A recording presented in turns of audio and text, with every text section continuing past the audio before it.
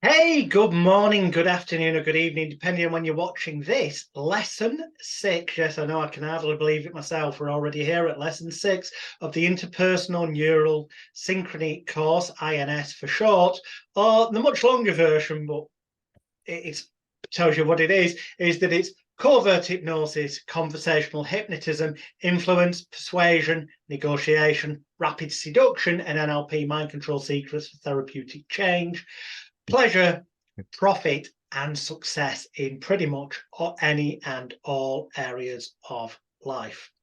As always, I'm joined by the yin to my yang, the good cop to my bad cop, the behavioral analyst, body language expert, covert influence consultant himself, Mr. Paul Gutteridge. How are you doing, sir? Yeah, very good. If I've sound a little bit sniffly today, it's because I've got Mhm. the sniffles, which you know about. Indeed, a bit of a cold. So Apparently, fear not, yes. people. We are because we're recording this for historical purposes on the 5th of September 2023. And if anyone goes searching through the internet in years to come, they'll see that we put an official launch date of the 14th of September 2023. So we're making sure that we deliver on time. Indeed. So, lesson 6, lesson 7, it's probably going to be quite short and a roundup. But I've got the stuff that in the past lessons we haven't done that I promise people. Some of this we'll get through real quick. Yeah, Other yeah. things you'll feel you want to flesh out. Some of these it might be flippant the answer, like, well, we've already covered that actually in depth. Briefly, it's this, but if you go back to the previous lessons, everything you need is there, because in a lot of occasions that is the case. Let's dive in with this list. First of all, any tips on how to win arguments? Whether it's Um, business, personal, whatever, just in general, how to win arguments. yeah. The obvious one is avoid them in the first Yeah, place. that's right. That, If you're at the place of full-blown argument, maybe you've lost it. I mean, basically, when yeah, and you've not taken notice of the stuff in the previous lessons. yes, right. Basically, though, if you're gonna once you're in the point of an argument, there's a couple of things you can do. You can use your physiology. If somebody's standing up, stand up, but don't approach them too much because you want to match them, but not so much that you create aggression. So stand up. You can break state. You can break state by saying, "Why don't we just go for a walk? Let's take some time out." If there's a drink available, give them something to hold, as long as it's not a knife or a gun. But give them something to hold because sometimes that can interrupt, that can break state. The other thing that you can do is argument, if an argument's rising, actually just agree. Yeah, I think that's really important. You don't agree with the point. You say that it is important. You're not saying whether you think it's as important as they do, but actually creating that sense of, hey, what you're saying is really important. Suddenly people step back a bit. The third thing you can do as well is you can say, hey, that's important. Tell me more specifically, what does that mean? And what that does, it gets somebody to go inside and then you start to elicit values, which is key when you're looking at creating influence, persuasion, all those other bits and pieces, or indeed conflict resolution or de-escalation. Once we've identified the values of the person and the person in the opposing party, if you've got more than one person arguing, then you can go higher in values and then cascade down and hopefully drive out some solutions. So they're the top tips. So I guess this is for the benefit of viewers and listeners. They say draw out values, but I mean in layman's terms, to find what's most important to Yeah, them, yeah, yeah, yeah, yeah. and then attempt to find common ground 100%, to show that 100%. there's not as big a difference as they might have thought. Absolutely. Picture it like this for those of us that are really visual. Say if you've got two islands and there's a bridge and the bridge kind of arcs up like that. If we're trying to get people connected, we say build a bridge and get over it. And when we get to the apex of the bridge, that's what's most important for both. So you get them to focus on what's most important in both. It might be peace, it might be reconciliation, it might be the fact that nobody actually wants to die, or at least their children don't. Or it might be the fact that nobody wants to lose their job here. Or it might be the fact that actually, ultimately, we both think that there's value in resolving this. We maybe approached it from different directions, and that's the argument over the what, the why, the where, the when, the how, the stylistic things. And we're saying, what's really important here? And then we're getting people to focus to the apex point of that bridge. And then we're getting people to walk towards it and meet each other at that point, and then things start to cascade. How to win in negotiations, because negotiations, although there's disagreements, sometimes aren't labeled as arguments. How to win in negotiations? Any tips? Yeah. The old way of doing negotiations, or the very macho, chest thumping way, was having a mindset around zero-sum gaming, which was, I've got to win at your expense. Now, you know, there are situations where that may need to take place, but we still have that hangover in how we enter these difficult negotiations. We've got to screw as much at somebody as possible. Business doesn't really work like that effectively, because you want repeat business. Relationships aren't sustainable when we're like that. One of the best things that I was taught was to use ego suspension. And ego suspension is actually putting myself slightly under so that they retain the power. That doesn't mean that I'm walked over, bamboozled, trodden on, or made to whatever. But it does mean that once I notice the escalation is taking place, or in the negotiating, actually you want to go into the negotiation with a range of options that you're prepared to take. This is classic negotiation stuff. You can go for values, go for all those things. That's all given. But actually within that, we've got what they call the A and B zone that William Ury talks about. He's the Harvard guy on negotiations. And effectively, you've got the A and B zones. A is gold standard. I get everything I want. Woo, woo, woo. B is actually, once I get beyond that, that's where I walk away. There's a zone between those two, a range of options. And we suspend our ego and we give away territory, if you like, if you want to phrase it like that.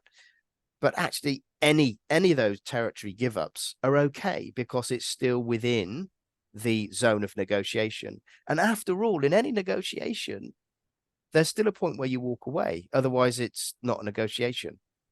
So there's still a point where you walk away, but actually there's a range of options. So my top tip would be suspend your ego and go in with several options which are acceptable. And finally, play the rests. If you feel that you're pushed into a corner and you're having to make a yes/no decision, you don't need to at that moment, just don't do it. Just say, let's take some time out. Let's think about that. Then they come back with a clear mind, because we all get a bit foggy sometimes when we get charged. It's okay. Cool. The only thing that occurs to me to mention is, generally speaking, and obviously there's exceptions to every rule, but in terms of negotiating contracts or prices of shows or events that I've done in the past, or projects for people, pitching substantially higher than you're actually prepared to do it for. Yeah, well, that's your A. That's your A on negotiating. Now, as long as you do it with enough confidence and conviction, and in the members area, there's a section on how to overcome imposter syndrome, which will help your confidence so that your body language transmits conviction in what you're saying, and blah, blah, blah. You'll be surprised how many times you actually end up getting either the bizarre figure you've thrown out, yeah, or so much closer to that than getting knocked down to what you would have accepted. So you still end up with way more. But the other party, by having knocked you down, feels as though they've won. Yeah. But actually you've won, because you've ended up with more than you would have actually been happy to do it for. Yeah, certainly. British magician Paul Daniels, one time when I was speaking to him, he was giving advice to a bunch of us about quoting fees for live performances. And he said, well, every event's different. He said, so you've got to factor in, obviously, the cost to do it, travel, accommodation, blah, blah, blah, blah, blah. And you've got to ultimately add in what your bottom line prepared to have left as your profit, as it were, for your time on stage, but also the traveling time and the preparation and all that. And he said, so that's your bottom line, but you never tell them that, the client. He said, and then basically double it again. And in fact, he said, say whatever figure you can whilst keeping a straight face. He said, because you can always come down in price but without looking like you're coming down in price. You can turn around, and we talked about it in a previous lesson about taking bits away. Well, I could do that. However, instead of doing a full, 1 hour show, I could offer you the 45-minute show. It's almost the same. Now, it's illogical because you're there anyway, and you may as well. Yeah. But it so that it appears, and they'll go generally, no. We've seen you do the hour thing. We want that. So then they've got to, by virtue, offer you a bit more till you end up meeting somewhere, not necessarily in the middle, but ultimately it's more likely to be more than what you would have been prepared to do it for, because you're pitched in, boom. Yeah, I mean, that's really fascinating, because I know one of my big learnings has been, I've operated an environment where I've been doing what they call track 2 diplomacy and using certain skills and winning trust and analyzing text and whatever. And then I moved into the business world. Somebody dragged me kindly into the business world, and I had no idea of my value, none at all. And what I thought was, hey, that seems a lot of money, just wasn't. And of course, I was, in the early years, I was underselling myself because I didn't have any perception of value. So one of the other things that's helpful in negotiation is, in the early days, don't be afraid to ask somebody to help you. Not at all. Just say, hey, look, I'm new to this. I've got something, and it's a friend who's, oh, yeah. And it's amazing how helpful people are, and I've been really, really grateful to people who've said, Paul, do you realize that if you're doing this and it's an X amount of £1 million deal or £1 billion deal or whatever, what you think is a lot of money is a fraction? And oh yeah, I didn't think of it like that. And you're just a cost of doing business to them. It's not a problem, and it's added to the client side anyway. And I didn't know that, just because I didn't know, and that increases your confidence. It changes how you navigate the situation, and realizing that there are different kinds of negotiations. Context is king.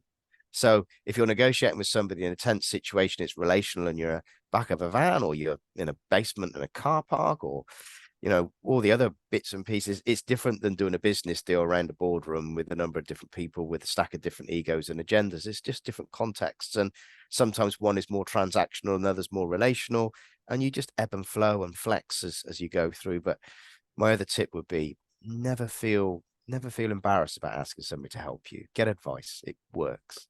People have been there before. They've done it. Why not? Just a caveat to that, make sure that you're asking advice from people who have actually been there and done it in a truly successful manner. Not making out that they have. An illustration that every rule has exceptions is the supermarkets law. Supermarket, stack them high and sell them cheap. Yeah. And now, in a lot of businesses, there's so much competition, like there's so many magicians out there, that people naturally start competing on price, and prices get lower and lower and lower, and it's a race to the bottom, to the point where they can barely make money. Yeah. And they're putting more effort in just to get these little low paid jobs. Whereas in that situation, you need to be figuring more. No, make something different about you, make them want and desire 100%, 100%, and charge more, so you stand out from this crowd, and make it so that they want you. It's not that, I'm using a magic show here as an example, but it's not that they want to book a magician. If you can make it so that they want to book this experience they've heard about, and this experience is only offered by Mr. Mister or whatever then price that objection to a degree is largely gone, because they want you and they have to jump through hoops, and they know that, so you then immediately are in a better position. But the direct flip side of that is supermarkets stack them high, sell them cheap, and the difference can be a supermarket dropping its prices on some things gets more customers in, which then they buy other things, and when they do the monthly figures, this month this supermarket's making millions more than this one, but it can switch month to month. So there are actually no rules as such. It is possible to be a highly successful competing on price, but not if you're selling your time, because there's only so many hours in the day. Yeah. And as again, context is king. Yeah, context is king. But in the digital world, there are people selling courses for $10,000-$20,000 that contain less stuff of actual value than, I know this in the hypnotherapy world, I know it sounds arrogant, but there's people out there selling hypnotherapy courses for like $10,000-$15,000 online that do not even contain as much as information that's in the first section of my elite hypnosis bootcamp on time transformation therapy. And yet people can join the bootcamp over here for less than $5,000, or if they're, you know, they're in here, they'll see in the members area that they can get 90% off that for a limited time. So price doesn't always equate to value. Supermarkets, prime example, you know, some of the cheapest ones have won the awards for the best Christmas pudding in England, beating Harrods. Yeah, for sure. But generally speaking, in the world of corporate business, if you appear to be too cheap, that can lose your work just as much as being too expensive can in the supermarket world. Yeah, and I think, you know, one thing to add to it, which I found really useful, is that knowledge is easy to come by now. You know, knowledge is cheap or nearly free. You know, ChatGPT-4, knowledge is free virtually. It doesn't cost you anything. We have a full course on ChatGPT and other artificial intelligence platforms in the members area. Yeah, I mean, I've been training my little artificial intelligence things of all sorts of things. It's quite cool when it comes to linguistics. But knowledge is free. I find what people want to buy is application. How do you do it? And also what they don't want. And this is, again, ego suspension. If you're a specialist, you're really good at something. The temptation is to show off, is to let them know how much you know. And therefore, in letting them know how much you know, people actually just can't take it all in. So I've read people's manuals on X, Y, and Z, or their books on A, B, and C, who are from the world of behavioral analysis or influence or persuasion or, you know, X three-letter agency people. They are fantastic, but you can't do a lot of it in real time. It looks good. It really does look good, and it does work in the lab. And I know it works in the lab, and it works if you've got enough time to completely controlled environment. Oh, 100%, 100%. I mean, what's it called? Quinatamo. I can't even bloody say the word. Quinatamo. No, the bay. What? Don't know. I'm gonna have to look on Google it. You know where they apparently take. That's it. Where they take people off and interrogate them. Yeah, and it's a totally controlled environment. Yeah, it is. And, you know, I remember in the very early stages of my working in business, I just finished a job for customs and excise in another country. And my first corporate gig was with a fancy investment house in the city of London.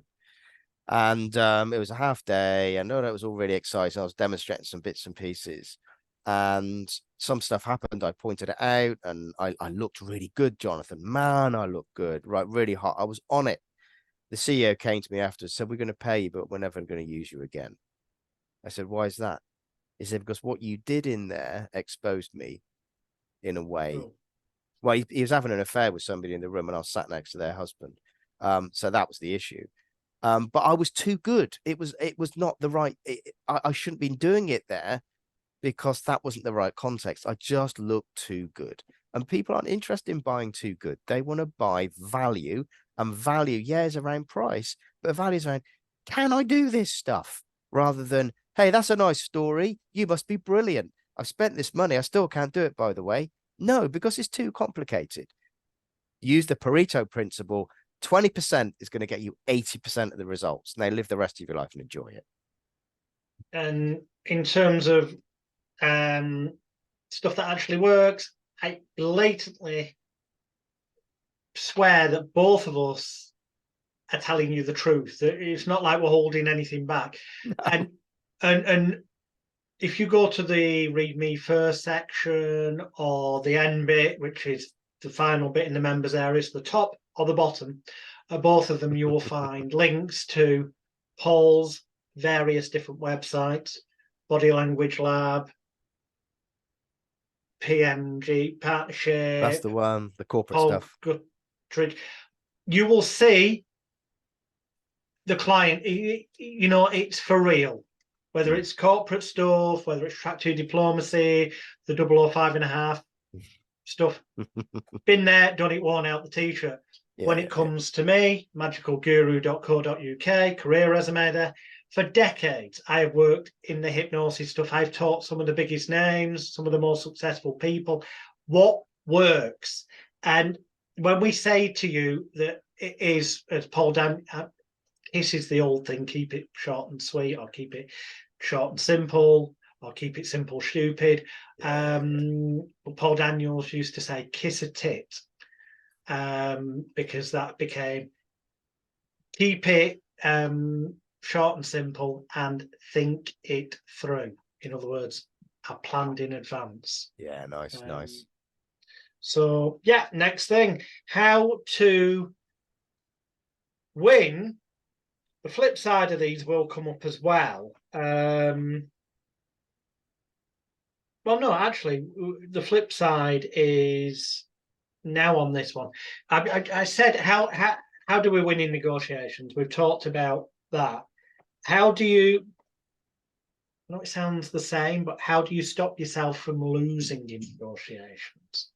Yeah, and the best thing you can do is, my humble opinion, and it's not humble because it's my opinion, but in a lot of negotiations, stop when you have reached the threshold. So Paul Daniels, kiss a tit, think it through. So before you go in, think through, what are my objectives? What are my outcomes? And as soon as you've reached an outcome and an objective, shut your mouth, allow them to do the talking, because a lot of deals, a lot of negotiations, a lot of situations are lost or get out of our control when, oh, I think I'll try and get more. I'll try and do more of this. I'll try. Actually, when you've reached that threshold, just ease off, take your foot off the gas. It's fine. You don't have to do everything all in one go. That's the other thing. So it depends on what kind of get. So if I'm building a relationship with somebody, I don't get it over the line straight away. It's bit by bit by bit. Now, if I overreach, sometimes I can mess up because they're not prepared to divulge the next bit of information or share some stuff or whatever. And it's the same in business negotiations as well. You know, just don't go beyond your remit in terms of what you've planned. That's just so helpful. How to effectively, for information purposes only, but any tips, how to effectively interrogate people. And the flip side would be how, when you are being grilled, interrogated, interviewed, whatever word you want to use, because it's different, it's just different on the pain scale. Can you inoculate yourself, protect yourself? Yeah, so I mean, it's a very wide scale, the interrogation stuff, from people using, you know, drugs and pain to get people to say and do things. And at the end of the day, the higher the levels of pain, people will say loads of stuff, but in amongst all that stuff, what's really useful or not? Because if I'm in a lot of pain, I say stupid things anyway, and I'm not being interrogated, you know. I say, you know, something comes out of my mouth, like, I don't even believe that. I don't, what the, so there's that. And also there are ethical considerations as well. And so let's just put that to one side a second. So in normal common garden, you're interrogating someone. I would switch my thinking from interrogation to elicitation. So what I'm wanting to do is, I'm not wanting to arouse somebody so much that they go into freeze, fear, flight, fight, fawn. I'm wanting someone to feel that they've got more power than they actually have, so that they feel comfortable and safe enough to tell me all the things that I would like them to tell me. So then I'll be using, we can cover some of these, some really basic elicitation strategies, which is not just asking questions, but it's listening to the structure of their answer. And then also, once I've heard how they answer the question, if I'm suspicious around, well, is it the truth? Is it useful? Is it not? Then asking, using simple techniques to get them to go back through the story or the narrative to see whether those things are more likely to be truthful or not, or less likely to be truthful. And there's ways that we could do some very simple, straightforward things that our watchers and listeners can use immediately after hearing what we're going to talk about in 2 ticks. Yeah, we will, because it's on the list. These were bullet points, and we have covered these things, but I mentioned them also so that viewers and listeners realise that we have covered them to prompt them to look at things through that lens, as it were, when they go back and study the lessons again. So I had wrote down next, how to bring people to your way of thinking and seeing things. And I suppose, in short, I can sum it up in a sentence. We have already covered that. It's about finding what's important to them and kind of showing them that seeing things from your point of view fits in with getting that or having that or feeling that. Yeah, it's a difference between push and pull. And I've got content. So if I want somebody to sort of come into my line of thinking, it's my content. This is stuff that I got inside. It's content. Now I can either push it onto them or actually say, actually, there's a way of pulling you in my direction. And the best way to do it is get my content into their structure. So there's a way that they use words. There's a way that they represent the world. There's a way that they feel about things that are positive and good. And what I'm going to do is I'm going to get my content and hook it into, if we're going to get all NLP about it, all their modalities. If we're going to get all general semantics about it, their linguistic patterns. And there's ways that we can do that don't have to be complicated, which we'll look at later on elicitation.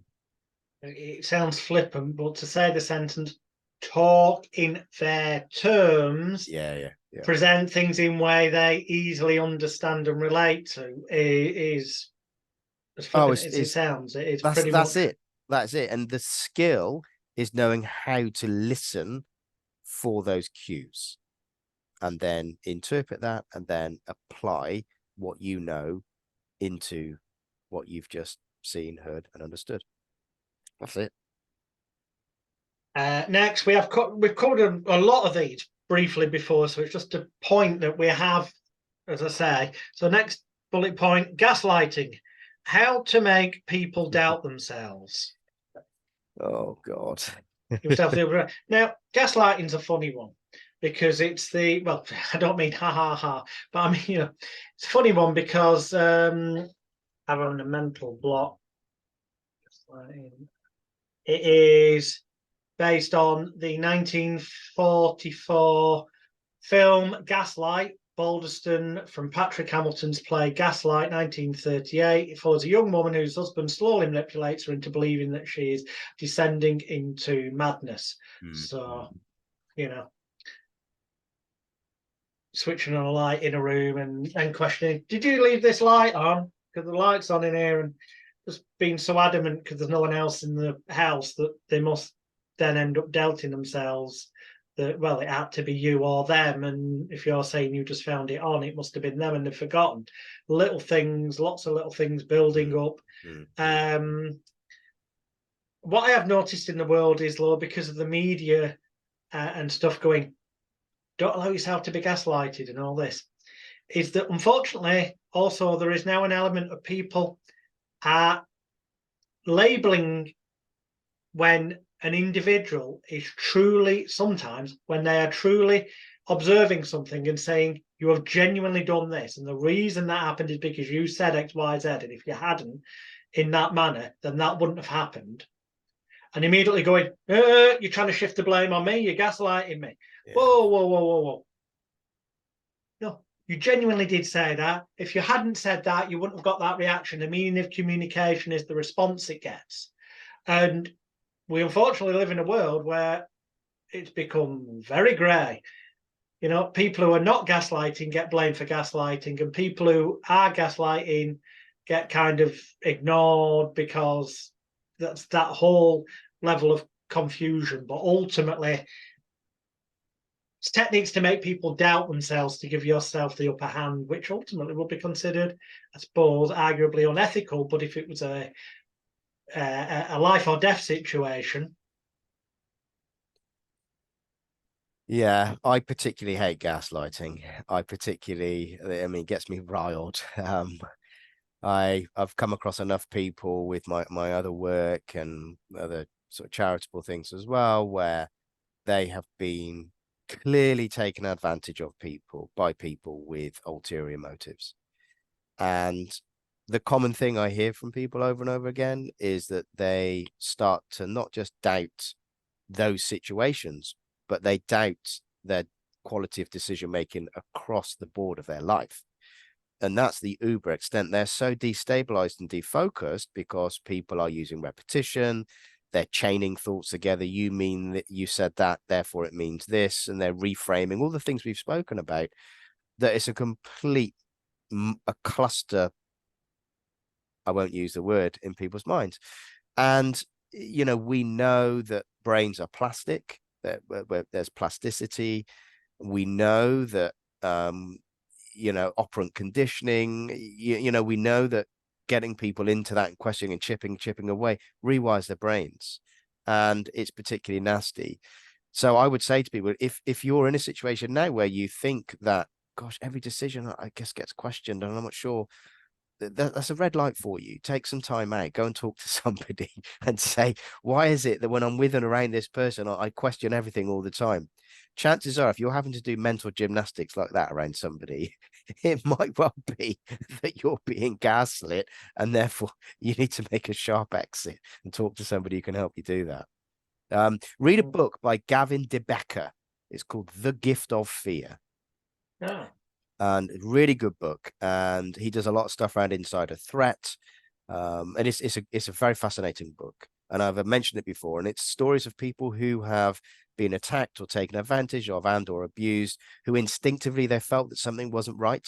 And he helps them retrace the steps through various cognitive interviewing techniques and advanced cognitive interviewing. He gets them to retrace the steps, and then he sees markers. And basically, they're being gaslit on many different occasions through various techniques. And it's just a good book. It's a good antidote to this, actually. And he does it better than me. So read his book. Fear itself, acronyms: false evidence against reality, false evidence appearing real. Yeah. Or it can mean fuck everything and run, Yes. fight free shy, or face everything and rise till you get the sense of relief and achievement, the relaxation, and back to lesson 1, where we talk about the sympathetic, parasympathetic nervous system. It all interlinks together. Praise. How to give people praise effectively so it doesn't sound cheesy, smarmy, or false. Yeah. Use it as a motivational tool, or to genuinely give them praise. And also how to receive praise so that it doesn't feel,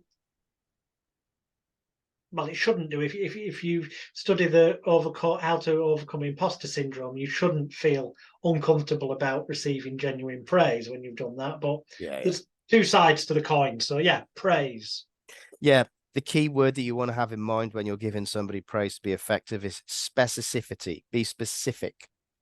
That is really powerful because it gives people evidence as well. So if I'm saying, hey, Jonathan, you're a really great guy, that's nice. If I say you're a really great, or if I say, Jonathan, I really like your teaching, yeah, that's great. If I say, Jonathan, I really like your teaching, specifically when you did the course on transformations, there was this, and this. Oh gosh, that has a different quality to it. And it's the same with our relationships as well. If I'm going to give praise, it's powerful if, again, I've done my thinking and I'm specific and I'm hooking it to something that's real. And then when we receive praise, thanks. Do you know, that really meant a lot to me. I appreciate that. Just as simple as that. You're saying that meant a lot to me. I therefore really appreciate it. There's that reciprocity. But specificity is the key for giving praise, so it doesn't come across as fake. Excellent. Okay, these are not simple. Have we got? Actually, no. I'm going to leave them because they are definitely big expanse. I know we talked about they're going to be quite in depth. So the quick bullet point answers that answer the questions that people who got this package would have had in their head. Best ways to spot liars. Well, the brief answer is we've already covered this. And you don't have to be too aware. It's just noticing if there is a difference in voice, rhythm, speech, volume, pace, or the body language becomes closed, or something out of the ordinary. But there are some, if they start bloody trying to cover the mouth, or they're useful away. ones. But yeah, best way is to spot liars, basically. If you're looking for it physically, remember everything's in clusters. But you know, you got your general baseline. Of course, you got your basic baseline. Huge deviations from that baseline might not mean they're lying, but might mean they're lying. It means that something significant is happening that's worth asking a question. Sensitivity detection is often a better starting place than deception detection. Sensitivity detection. You want to look at stuff in clusters. You use your shoulder pops, your lip compressions, hand to face gestures, moving away smaller stuff, shoulder pops, all that jazz. There's good research on that. The research says heightened levels of sensitivity due to arousal, high stakes lies, really high stakes lies. People's cognitive abilities slow down because they're trying to think about what they're thinking about. They're overloaded. They'll often start to stare. They'll look you in the eye and stare. On lie detection, if you're listening for the linguistics, you'll often find that the personal pronoun I drops out of the narrative. That's often going to happen. Why? Because we distance ourselves. We'll get more into that with statement analysis and elicitation techniques. Yeah. But, there are linguistic things which we'll look at. The physiological things we've covered already. There'll be linguistic things, and also the qualities, plural, of how people intro, main, and outro of the narrative that they're trying to convince you of. And that's the key word there, convince. You see, liars have to convince you because they're convincing themselves. Truth tellers simply convey what happened. And all the research suggests that there are different qualities in convincers v conveyors. Now, the caveat is this: somebody who has been trained or who has practiced or is a socio or psychopath, you may not be able to spot as easily the telltale signs for lying because they would have rehearsed, they would have practiced, or they just don't have that thing going on in their brain. Genuine psychopaths, which are a small percentage of the population, but they just won't. So people that I've come across who are high functioning psychopaths will tell me that they don't have, they see it as a slider in their head. We just don't have that slider, which says, I feel compassion, emotion, and sympathy. High functioning sociopath says, oh, I have those sliders, but I can just pull them all to zero. I just don't feel it. And I play with them. It's nice. And I'm thinking, okay, gosh. And I meet a lot of them. Mm-hmm. In the body language section, well, in the deep tune section, you go into stuff like this, but in the body language section as well, there's the Robert Fitz body language training. There's one, I can't remember the name off the top of my head. The name doesn't particularly matter. You can learn that on those videos. But because I'm not sort of this area where the tip of the pen is. Yeah. There's a little muscle that involuntarily will twitch quite often in people when they're lying. It is involuntary. It can't be faked. Well, you can get close, but you can't in the kind of twitches. It can't be why faked. People use Botox.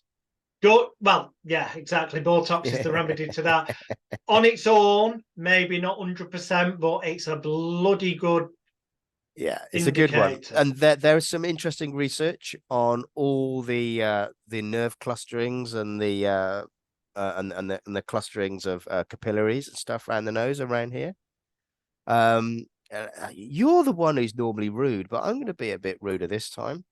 Okay. So yeah, you're shocked already. So there's some research done on men's genitals, this section around here.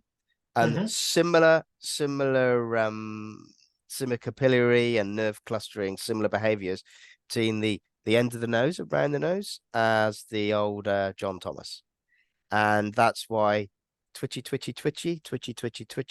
when we are, maybe they're trying to work out whether is that statistically valuable and valid to indicate that that is one of the more reliable or useful tells for people that are lying. So people say, oh, the Pinocchio's nose thing. Actually, they're working out there may be some validity in this. That actually, in the same way that people hold their private areas when they are defensive, you're covering up. There's real reasons why we're doing it. Is there a connection between there and there? Don't know. The science is still out, but it seems to be pointing in that direction. Excuse the pointing. Yeah, be aware of it. Absolutely. How to beat a lie detector. And now there's two versions of a lie detector. That is the person who's been trained to look for the stuff that we've been talking about. And then there's also the electronic version. The polygraph. Yeah, I got one actually. It's good fun. I've broken it, which is darn shame, because I sometimes I used to take it to places. I used to take that, and I used to take a spoon, and I got a blowtorch or a thing, and I used to say, do you know what? One thing that happens when we tell the truth, we're fluid. We got a lot of moisture in our mouths. Everything's going well. The stakes aren't very high, and of course, it's not just that. It's about when we're relaxed in general, not about whether we're telling the truth. And obviously, when we're lying, everything dries up because we're in cognitive overload. Da da da da da. And so I say to the CEO in the room as I'm heating the spoon up with a lighter and got a glove on, I'm heating the spoon. And I said, of course, when I ask you these questions now, we're going to know whether it's true or false, because your tongue will sizzle and burn when I put the spoon on it after I've asked you the question and you give me the answer, because if you're telling me a lie, there's no moisture on there and it really hurt, and if there is moisture on there, it won't hurt at all. So then I ask a really daft question, and I get the spoon out and put it towards them. I primed them beforehand and they feign freaking out. But if you do want to pass these things, when it comes to polygraph, they start off with a whole bunch of questions around genuine knowledge, genuine truth. So they'll ask you, what's your name? Your name is Paul. You are 49 years old. You are this, that, and the other. And you've got to answer yes, no in the early stages of the polygraph. So they baseline what your physiological responses are. Now, how do you calibrate you, as NLP would call it? Oh, calibrate. It's even fancy schmancy, isn't it? But how do you beat them? Well, there's a number of things you can do. Loads of visualization and rehearsal beforehand. And then enter into another fictitious world that you've got in your head that is so real to you that is real enough, and it's really powerful. You've got to really practice over and over again for that. You can we have supplied you a tool, the complete mind therapy session. If you were to, when it gets you to imagine a TV screen and get rid of all the negative stuff from the past, this is about, it explains it in terms of habits, addiction, fears, and phobias. But if you were to see yourself on that TV screen getting caught out, not being able to cover up the truth of things and destroy all of that, and then when it's got the magic mirror and you see yourself in the future, rather than seeing yourself as the non-smoker, you see yourself being on the lie detector, being calm, being relaxed, believing every single thing you say, passing that so completely that they have no doubts whatsoever that you're telling the truth. You can actually arguably make it a reality. Yeah, you got to be really good, because under a long-term interrogation or questioning session, you're just being broken down. And but I mean, a lot of people who are trained, guys and girls I know, are trained as polygraph users, readers, questioners. They're doing all the other stuff as well. They're not just looking at these things. The other thing, you can use pain as well. So stone in the shoe, biting the side of your mouth, all that kind of stuff. Because pain creates an interrupt in the system, and we kick out other signals, false positives, all that kind of stuff. The other thing you can use as well is Class A drugs, either to amp yourself up or to chill yourself down so much, and that gives out false readings as well. The other thing you can do is clench your sphincter muscle in your bum, clench that, and that sends out signals as well. And there's all sorts of things you can do with pain with your hands and all that jazz. That's why modern polygraph testing, they'll take a blood test, see if you've got drugs in the system. They will sit you on a pad to see if you're doing a sphincter control, and often be in bare feet, so there's nothing that you're pressing your foot against that is not visible, that they can see that you're not using pain control. And obviously there are other things in your mouth as well that you can do, bite your tongue, etc. But it soon becomes apparent if you're doing those things. So yeah, you can use a suite of different things to pass these, pass them, or at least make them so that they are not statistically relevant enough to use. But of course, they don't stand up in a court of law in the UK, and increasingly they don't. In some states, they still do in the US, but increasingly no. But they use them in business. They use them in business still. And in terms of other things, obviously, by being aware of that which has been taught, you can become more aware of purposely, as politicians are trained to do, to use the open body language when you are lying, so that it appears that you're not hiding anything, because that's why you're being so open and honest about it. Yeah, and such. And so what you want to look for when it comes to the politicians and stuff, you just said, Jonathan, when they get to the end of their, say, for example, they are lying, and they get to the end of that, you'll often see what we call, number one, duper's delight, which is like a small smile. And you see that in Kim Philby on his interviews. He was a Russian spy, a very senior figure in MI6. You'll see that. You also see it in Bill Clinton as well, after he finishes the questioning on TV with Monica Lewinsky. So you'll see duper's delight kind of thing. And you also see a rapid, not just out of consciousness, but a rapid onset of blinking. Not just, oh, I got something in my eye, I got to get it away. It's like a camera shutter going really quick in the eyes. And that's to do with the dump of chemicals of feeling I've got away with it, thank goodness. Think back to the animal kingdom. A gazelle is being chased by a lion. If it gets away and goes into the bush, it shakes like mad. And that's, our eyes do that in response to chemistry in the brain. So watch for those two things in high stakes lights. If you're having a conversation with somebody and you think, gosh, you're lying to me, but I'm not quite sure. Actually, forget all the questioning. If you feel overwhelmed by it, you think, I'm just not sure. If it's really, really high stakes, watch at the end. Do they start to smirk, and do they blink really, really quickly? Camera shutter speed. If they are, red flag. You just really want to be careful at that point. I'm not 100% definitive, but pretty darn good. Yep. Right. Best way to spot when somebody, I mean, this might sound obvious, but I'm asking these things from the point of view of the things that might not be as obvious to viewers and listeners at this time. Best way to spot fears. So when the person in front of you is scared about something. Yeah, so people respond to fear in different ways. Physiologically, we make ourselves smaller. So you'll often see people pull back, come back. People who notice a stimuli that could be ascribed to, actually could make somebody fearful. If they are the fighter type, you'll notice them blade.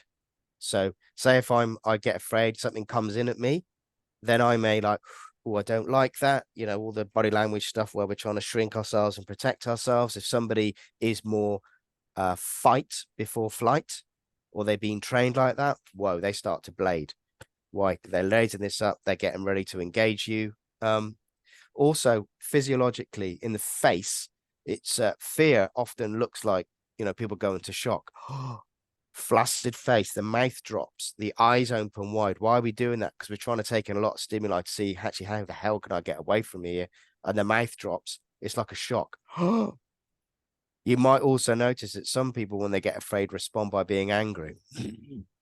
The brow drops, the mouth tenses, or the tooth is shown, and anger onsets. So you generally have two distinct responses to fear, both of which are flags to us. One is the fear response, pulling back, flaccid. The other is the attack version of when fear comes, and that is the getting ready and around physiologically. And they're happening really, really quickly.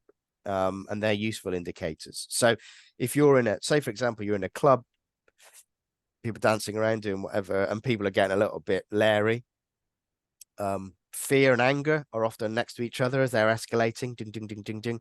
If you notice, so if you and I were in a club and we're getting a little bit angsty with each other, it's never going to happen because we're mates, get a bit angsty with each other. If I saw you take a step back and look down at your feet really quickly and move, it's a pre-fight indicator generally. Before we fight, we want to know that we are on solid ground. So you'll notice people often step back and look down, and it might be really quick, boom, look down and then they're at it, but there'll often be a pre-indicator. So I say to people, if you're out and about, if you're traveling in business and this, that, and the other, or you're in a situation, you notice that people then in a confrontational situation do a quick look down, be careful, because you might just be about to receive a blow. And for those of you who've ever done any fighting or been around stuff, you know, you just want to cover your head like this as quickly as possible, you know, because you want to protect the motor unit as fast as you can to stop the blow from coming in. Cool. Any tips on how to avoid your own fears leaking out to anyone who was perhaps? Yeah, rehearse. Visualization, rehearse. The research by Charles Garfield on high-performing individuals who are in athletics, astronauts, whoever else he researched, they all, whether they were doing, you know, terrifying sports, being propelled into space, whatever they do, they 80% at least visualized. They practiced beforehand. And what we want to do is we want to fire those neurological pathways. So we want to create scenarios where it's not just avoiding, we want to rehearse in our mind, what's it going to be like when the proverbial poo hits the fan, when the tension rises, when I'm asked the question that I'm rehearse it in your mind and start to practice internally what you're going to do, how you're going to respond, how it feels, all that kind of jazz. Everybody seems to do it who succeeds. So I would say rehearse. Don't let your first meeting be the first time. That's what I say to people. Already have done it in your mind, and you've already got some resource. If it's within financial and other realistic realms, which are all context dependent, obviously, you know, agencies have money way beyond perhaps the person on the street. But if possible, extending from what you've just said, don't let the first time you go into a certain environment be the first time. If you can have gone there in advance and done a recce, you know that environment, you know that metaphorically the stage you're going to be performing on, very good, or within, that can help a lot. Oh, huge. Yeah, absolutely. So even when I go to business meetings now, I always turn up early, have a quick walk past, have a look round, see who's knocking about, what's the general buzz, the ambience, what are people holding when they go in. And I'm thinking I'm just going into a business meeting. I'm not sitting off looking for a while, counting how many people. Just useful. It was all it is. It's useful. So you can acclimatize and fit into your environment most effectively. Okay, next on the list. Any tips on how to spot pleasure stroke arousal?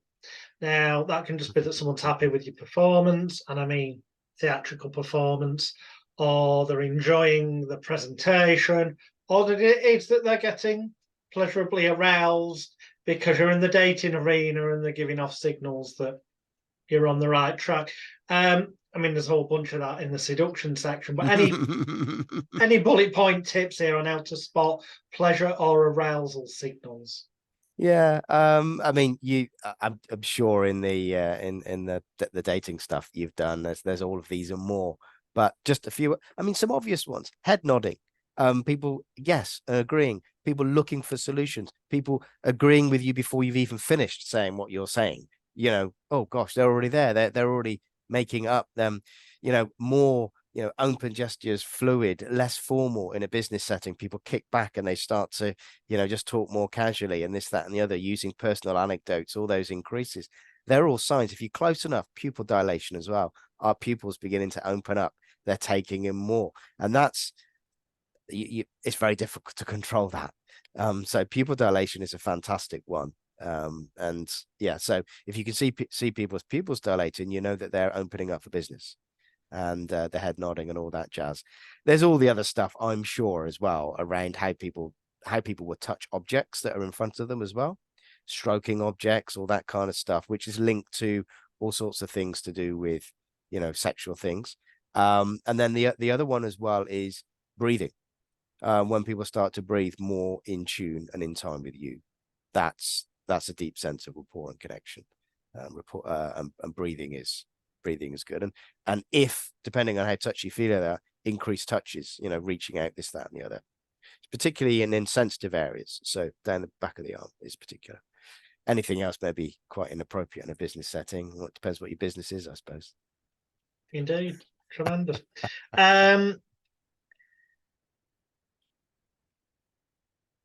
The converse of that would be how to hide pleasure or arousal. So in other words, to cover up accidentally giving off clues that you're excited at the offer that's just been made or whatever. Yeah, well, two things. Let's say, for example, you can't hide it. You're the kind of person who's excitable and it gets the better of you, because that's what happens in real life. Yeah. So you want to use a linguistic thing there. And the linguistic thing is, that sounds really good. Let me think about that. So if you're a talker and you're excitable and you can't do the things I'm just about to say, then you need to use a different technique. And the different technique is let the silence do the heavy lifting, make an agreement and sit, say, oh, that's really interesting. And just sit back with it. Oh, tell me more. Get them to do more of the talking, because then the attention's back onto them doing the talking. So that's for people who are listeners and viewers who have an excitable disposition. If you can control your excitable disposition, and I'm not always over there, by the way, but if I am, I'm going to use the classics. Pain. Bite my tongue. Oh, I can feel it. I've just done it. If you viewers, if you see blood coming down my chin, I'm really authentic. But using pain. Pain is a great way to hijack all your other emotional tells. Simple one. Just keep it simple, stupid. Bite the tongue. Have a stone in your shoe. Press it. Do whatever you need to do. Something simple like that will do it. I will often forget because I'm the excitable type in certain situations. If it's not a high stakes situation according to the other world of high stakes I'm in, I'm excitable in business. So I'm going to therefore use linguistic patter because that's my way. Cool. Tips to spot nerves, stroke, stress. I've categorized that as. So yeah, when the onset of stress is often associated with increased self-touching and pacifying. So all the stuff around hand to face, hand to neck, hand to the side of the neck, hand to the supranatural area, rubbing, hands moving from visible to invisible, lots of shuffling, all those things. Voices becoming more staccato, the rhythm changing in the voice, greater tension. How you doing? You can hear it going up in the voice. All those physiological and tonal tells are the sign that stress is increasing in somebody, and therefore we're doing something. We're trying to calm ourselves down. And the classic is we're trying to calm ourselves down by touching ourselves to basically soothe ourselves. Stroking soothes, calms gets the sympathetic, parasympathetic systems doing their job. Yeah. So obviously the flip side, how to hide nerves, stroke, stress. Yeah. Any tips? So say if you're in a business meeting, I'll often come across this with people. Two things that tend to happen if you're presenting or you're talking in a business meeting when stress increases. Number one, your mouth dries. Yeah. Because why? Well, it's simple, because it's a non-essential part of the system when we're stressed. Okay, moisture. Let's stop producing saliva. It's not essential. It's not going to save you. So what happens is saliva stops. So we get number one, quick tip: run your teeth on your tongue inside, real quick. Moisture comes back in, you can talk. Number two, if you're writing, you've got a pen in your hand and you're nervous and you start to get the shakes. And this happens all the time. I see it in meetings all the time. Say to people, the best way is if you've got shake hands, put a pen in it and start to write, because writing is okay. If your hand is nervy, well, it's a bit more calligraphy like you're writing, then it's okay. It's fine. Your hand looks like it's shaking when it's writing because you're taking notes. So take notes. And it's a great way to, ooh, looks like you're really paying attention, but your real reason is I'm nervous as hell and my hand is shaking. Just right. It's easy peasy, common sense, really. Excellent. We're getting on to the things that won't be simple answers. Okay, here goes. Okay. I've just got bullet points here, but I know that these bullet points related to things we said. We need to go back and cover them. So I know we covered each of these a little bit in previous lessons, but now you'll expand on them in a manner that you feel is appropriate and we're referencing when you said we need to come back to that. Okay. So, first one on the list, amplifiers and cultural amplifiers to amplify trust. Yeah. So business relationships happen at the speed of trust. Just have a little bit of knowledge is helpful for those of our viewers, listeners who either travel abroad with work, who are looking to secure work with people abroad over Zoom, video platforming, meeting people from different cultures. A few things to have in mind. A couple of a website as a reference is useful. Look at Gert Hofstede, Geert, Hofstede, Hofstede. He does a load of research on culture, and that's really useful. So we understand where cultures can go under stress against different metrics. So let me throw some stuff out that's useful. And this just helps with just general classifications. You can read the book that you recommended, Jonathan, on passages, I think. Yeah, passages and new passages that are generally predictable crises of adult life. Yeah, and there's a whole shed load of stuff in there that's useful. So let's take general trust to people that across cultures that, say, for example, you're meeting somebody for the first time. Scandinavian cultures tend to err more on the side of trust, around 80% of the time, according to some of the research. So you haven't got as many things to cross over. You know, they're more hospitable. They're generally speaking. So Scandinavian culture, a British, French, German cultures, about 50-50. You know, they might trust you, may not trust you on first meeting. So you've got to do things to amplify that. But your base that you're starting from is easier in Scandinavian cultures, mid-level in other European countries, you know, France, UK, etc. A bit more skeptical. Certain parts of Latin America is very low, around under 10%. You know, lack of trust. So knowing those things, how do we increase trust? Well, say, for example, let's take a Latin American culture. If you're in certain countries like Uruguay or whatever, and in a business setting, there's a bit less trust and this, that, and the other. It's not about whether they're good or bad people. It's just cultural imperatives have the outsider. I don't quite know you. I need to check you out a little bit more. The quickest way in is through family values and food. Simple as. So don't move straight to transactional conversations. Don't go straight to the bottom line. You need to load up the front end of your relationship building, your business building, by appealing to and talking around values. So say, for example, you were Scandinavian culture, you know, people are generally more trusting.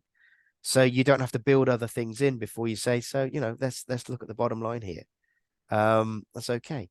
Latin American cultures, you need to build some things in before you get to the bottom line. More, I would suggest.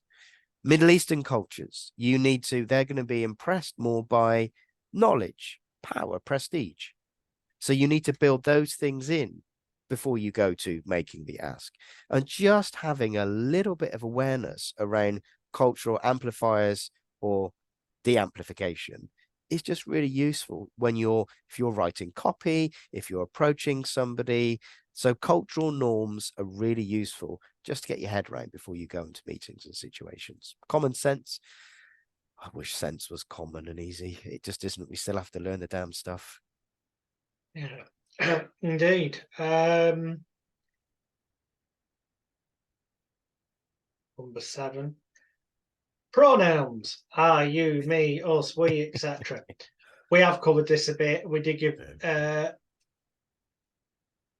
fact of if it changes, that's probably something to hone in on more. But you at the time said, come back to pronouns. So I'm coming back to pronouns. Yeah, let's jump into that.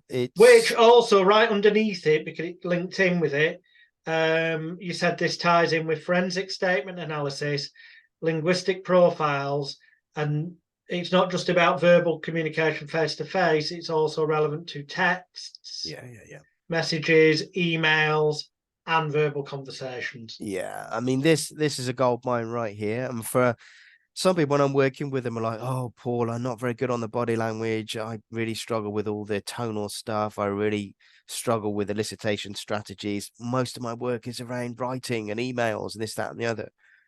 All of this stuff works in real-time situations, but it also works specifically well because you've got extra time when it comes to text. Text is a fantastic thing because how we write and what we write, beyond being, you know, there's the formal stuff. Once we get into a flow, it's kind of like our own personal dictionary, etc. But there are certain rules. So when it comes to pronouns, if you're looking at text, let's just jump into this and I'll tell people what to do. There's lots of things, but let's just give the top 5 that are going to be useful if you want to interrogate text, or if you want to use your writing to hit the other person that you've already seen some of their writing with. Number 1, has an 80% reliability rate, which is pretty good.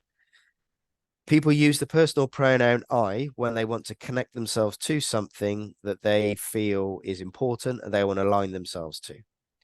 When you start to see that in the written word, when you all listen to it, but in the written word, when you start to see the personal pronoun I or the possessive my drop away, you know quite simply that that person is creating distance between them and the subject or the object. Now, it can either disappear altogether or it can be further away. So let me give you an example of the latter, being further away. Jonathan and I went shopping last week and we had a great time. Jonathan went shopping last week and I went with him and we had a great time. Now, I'm describing the same thing, but I am further away from Jonathan in the descriptor. And in statement analysis, that's usually an indication that there is sensitivity. Think of it like body language. Remember, a shoulder pop, a compression is a limbic leak, physiologically saying, oh, something's happening there. In writing, it's happening as well. We're dropping pronouns. In other words, we're trying to move ourselves further and further away from something that is, well, we either don't feel quite good about it, we're not committed to it, or we're damn well lying to you. So when you notice, number 1, look for pronouns. And the easiest way to do it in an email, a long email exchange, or an email exchange, is between friends in business, and they might use we instead of I anyway. So the business we as opposed to the personal I, we as a business, we. When you print it out or search for all the we's or the I's and highlight them red, and you'll see on the text where they increase or where they drop away. Where they drop away in the text is a reliable indicator, up to 80%, that there's sensitivity in the text. The sensitivity in the text, if it is related to business critical, mission critical, transactional, or relational, something that is important, that's where you want to circle back and ask the question in the same way as when you see the cluster of physiological tells in a conversation. That's the first thing to look for. So we're looking for personal pronoun I, is it there or not? The second thing, how far away is I or we from the subject or the object? If there's distance, you know that the relationship is changing. If that relationship change is not what you want, that's where you need to deal with it. I often say to people in business, if you start to notice that the I drops or there's distance, you want to get on the phone and close the distance down as much as possible, or arrange to meet them if you're a wealth manager. Really, really important. The third thing we want to look at when it comes is naming protocols. So a naming protocol goes something like this. Say, for example, you're selling a course. Ooh, interpersonal neurosynchrony, for argument's sake. And that's the naming protocol. The course's naming protocol is interpersonal neurosynchrony. And you have a conversation with somebody and you're trying to work out whether they're interested in it or not. What normally happens is that we would drop the formal title and would agree on something, the course or the rapport course or whatever, as shorthand. Now we've got past that. We therefore would expect them to use that protocol all the way through in the rest of our conversation. If I then notice that somebody starts to change the course, whatever it is, to the thing, that which we talked about. They call it that. A naming protocol change has taken place. And that's a really good indicator that their relationship to that thing we're talking about has changed. So if we're dealing with a contract, the contract, and then we see in the text that, you know, the stuff that we talked about on the business deal. Hang on a minute, naming protocol change, sensitivity, because we're changing how we're naming it, framing it, owning it, relating to it. Same as I walked into the room, I picked up the gun. The thing went off. I put the pistol down and I left. My naming of the gun has changed 2 times, from gun to pistol to weapon to whatever. Therefore, my relationship to it at those different points in a long police statement or an interview has changed. They're the points of sensitivity. So that's the 4th area. Another thing we want to look at is sense language as well, which goes back to the VACOG stuff with NLP, general semantics. How do people use visual, auditory, or tactile in how they write? And where do they attach it? Do they attach it to, when do they attach it positively, or when do they attach it negatively? And what I can do when I see that in text is then use my language back to them to say, when I'm trying to make a positive point, I connect it using their visual their representation system, as it's called in NLP, called other things and other things, and connect the negative to how they use the negative. And finally, we want to look at process and ordering. And process and ordering is very straightforward. If I'm in a conversation, but let's do it written, somebody's introducing the order, you know, Jonathan came in, then Paul, then Mary, then John, etc. What I want to do is I want to match their ordering, because it creates linguistic rapport. But if I start to notice that you, Jonathan, as the writer, start to change the order at which you're bringing people in to the meeting, I know that there's some relationship changes probably taking place in how you're ordering the importance of all those people coming into the meeting. And that can tell me whether there are disagreements, areas of sensitivity, etc. And finally, I would say when it comes to emails, match the way that people introduce an outro. If it's hi, Paul, and yours sincerely, when you email back, it's hi, whoever it is, yours sincerely. Top and tail in the same way.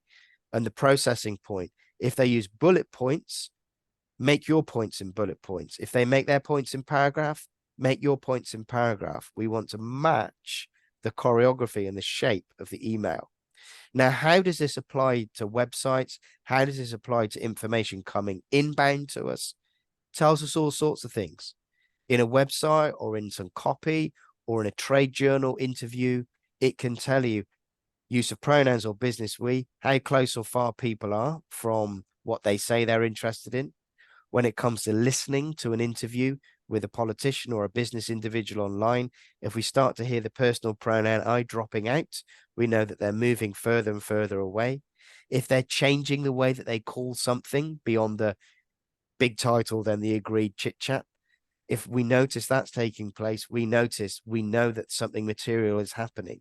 So therefore, we can spot where somebody's quote unquote sensitive or weak spots are, and we can know how to then structure an intervention around how to influence them and help them move from A to B.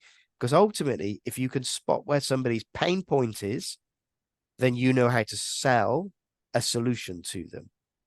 If you can spot where there's sensitivity in relationships, you therefore know how to help or influence, or if you are in another field, deploy other tactics in order to get them to come onto your side, because there's already a breakdown on their side. So that's just some tips there from FSA, Forensic Statement Analysis. Cool. I don't even know why this is at number 9. It says calibration of person, but that's baselining. We've covered that in depth. Yeah, we have. So we've already done that. We covered this briefly last time, but just to recap, how to create a situation where you cause disassociation, isolation, disruption, fragmentation, confusion, or disorientation, all of which are going to cause some sort of sensory overload and thus critical faculty bypass. So in a non-coercive environment, which 99.9% of all of us are going to be operating in, you first of all need to create a sense of rapport, of connection, of course. Because ultimately we need to get the other person to hook a positive, trusting emotion to us. And then once we've got through the door, to your nightclub door person illustration, once we're in the trust zone, that's when we can, if we're got those particular proclivities, that's when we can use all the other stuff around the gaslighting, the reframing, the chaining, the becausing, the attaching meaning to different things, paying attention to how people describe positive and negative, and then attaching what we want to be positive and negative to their positive and negative, and do all sorts of things, and then confuse them by breaking states. And we can use pattern interrupts, we can use volume, we can use physical objects crashing against the floor and then saying stuff in that moment. We can use force teaming by saying, hey, I've been there myself, you know, cutting across. No, I've been there, I've experienced that, and this is why I do that, because. And we start to chain all these things together by disrupting somebody's thought process so that they never quite close the loop. So the loops are always open all the time, and we're disrupting somebody's natural desire to want to find resolution, and we're creating a dependency on us, and we're creating shifting sand all the time. I mean, I feel uncomfortable talking about this kind of thing because it's not the kind of world that I like to be doing and operating in, but that's how it works. Yeah, obviously purely for informational purposes and educational purposes only. Are we mentioning certain things? The next bullet point down here says facial coding. Oh, yeah. So, you know, guys like Dr. Paul Ekman, David Matsumoto, Dr. David Matsumoto, they are the leading people, or certainly the more public leading people, on microfacial expressions. And so Paul developed the facial action coding system, which is a combination of probably thousands of muscular movements that are coded with letters and numbers that you see happen across people's faces in fractions of seconds, which indicate one of several different emotions being triggered across the face. You know, joy, happy, sad, shock, fear, contempt, disgust are the 7. People do challenge those, but they're saying that those emotions which fire across the face, you can code them. So I got trained in facts coding by the EIA Academy. It's really good, but in real time, in real life, I'm not going to sit down and go AU4 plus BN5, you know, saying that it was that muscle attached to that muscle moving in that way. I just want to know this limbic system that's firing emotions across my face, that's happening faster than my prefrontal cortex, therefore a truth teller. Is he showing genuine happiness? Is he showing sadness, fear, shock, disgust, contempt, joy, whatever, anger? And so that's what facts is. So people can go and get facts trained and certified. You've got to read a book about that thick and memorize a whole stack of things and then code loads of videos. But basically, you're looking for emotions firing across somebody's face in half a second or less in response to a stimuli.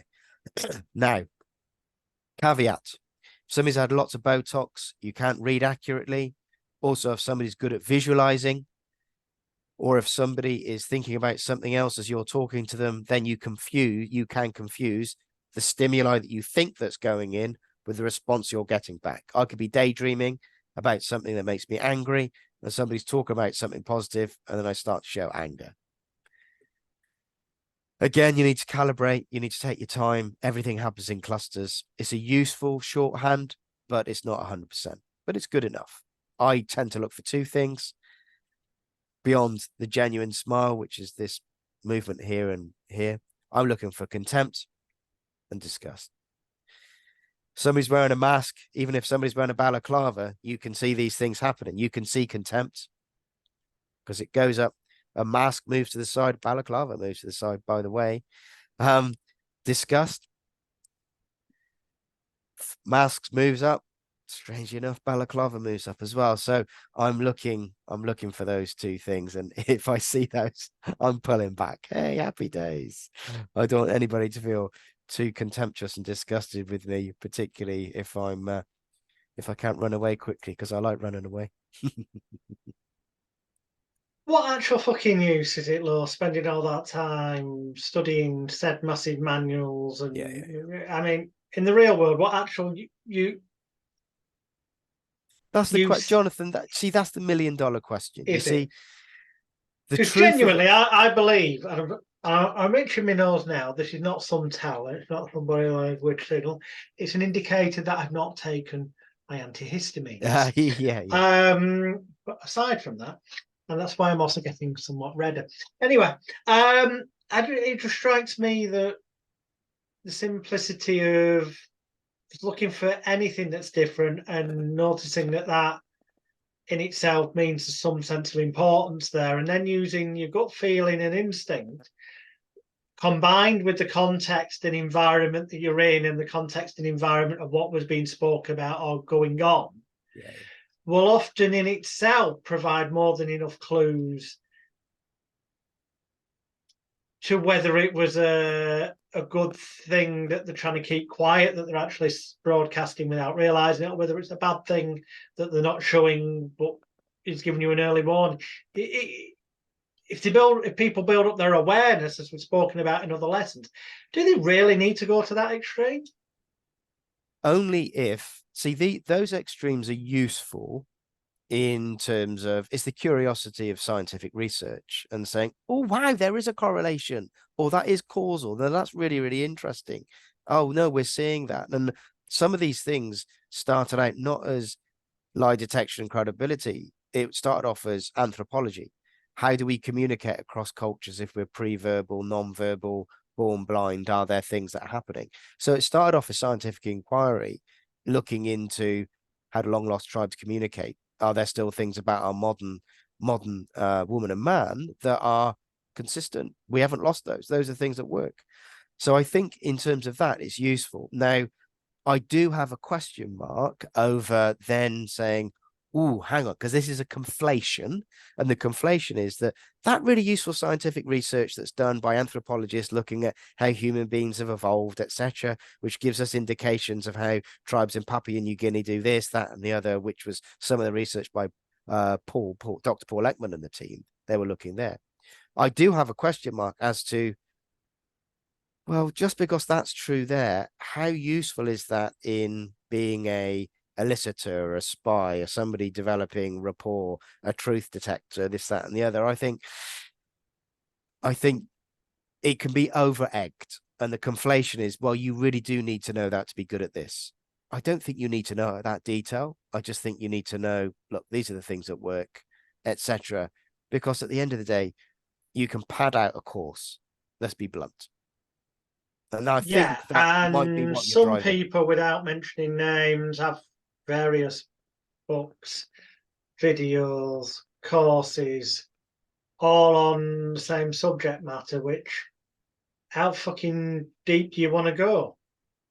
Yeah, I mean, I got good at some stuff. So on deception detection, it was all right because it didn't interest me. I wasn't interested in catching liars. I was interested in creating such a deep level of connection with somebody that they tell me loads of stuff. So I got really good at getting people to like me. And it wasn't a fake thing. I just liked it. And then because there's loads of science behind it as well.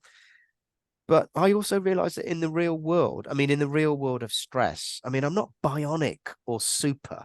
So therefore, I'm not walking around with a frigging checklist thinking, oh no. Now, when I'm When we've had a freeze. Paul is frozen. Will he unfreeze?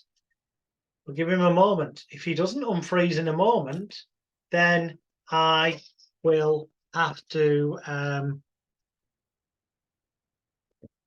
stop the recording to get this file and then contact Paul again, because sometimes you have to, if you go out of the room and come back in, I'm not sure if Paul's even aware, so I'm going to WhatsApp him. You're frozen. Send him that. See what happens. And oh, he's left the room. He's left the room, and I think he's going to come back. So we'll leave it recording in case he comes back.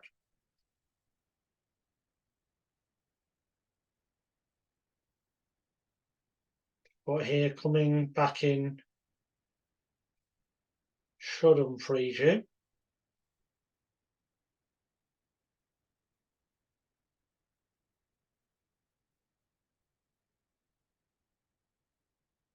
Bear with us a moment. But rather than separating the lesson or having to edit together, obviously if Paul rejoins us in a moment or sends a message that there is an issue of some sort, then we can proceed.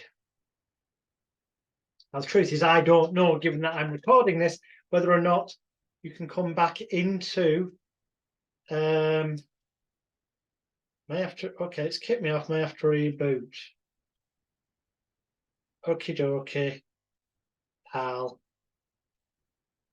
keep talking for a bit.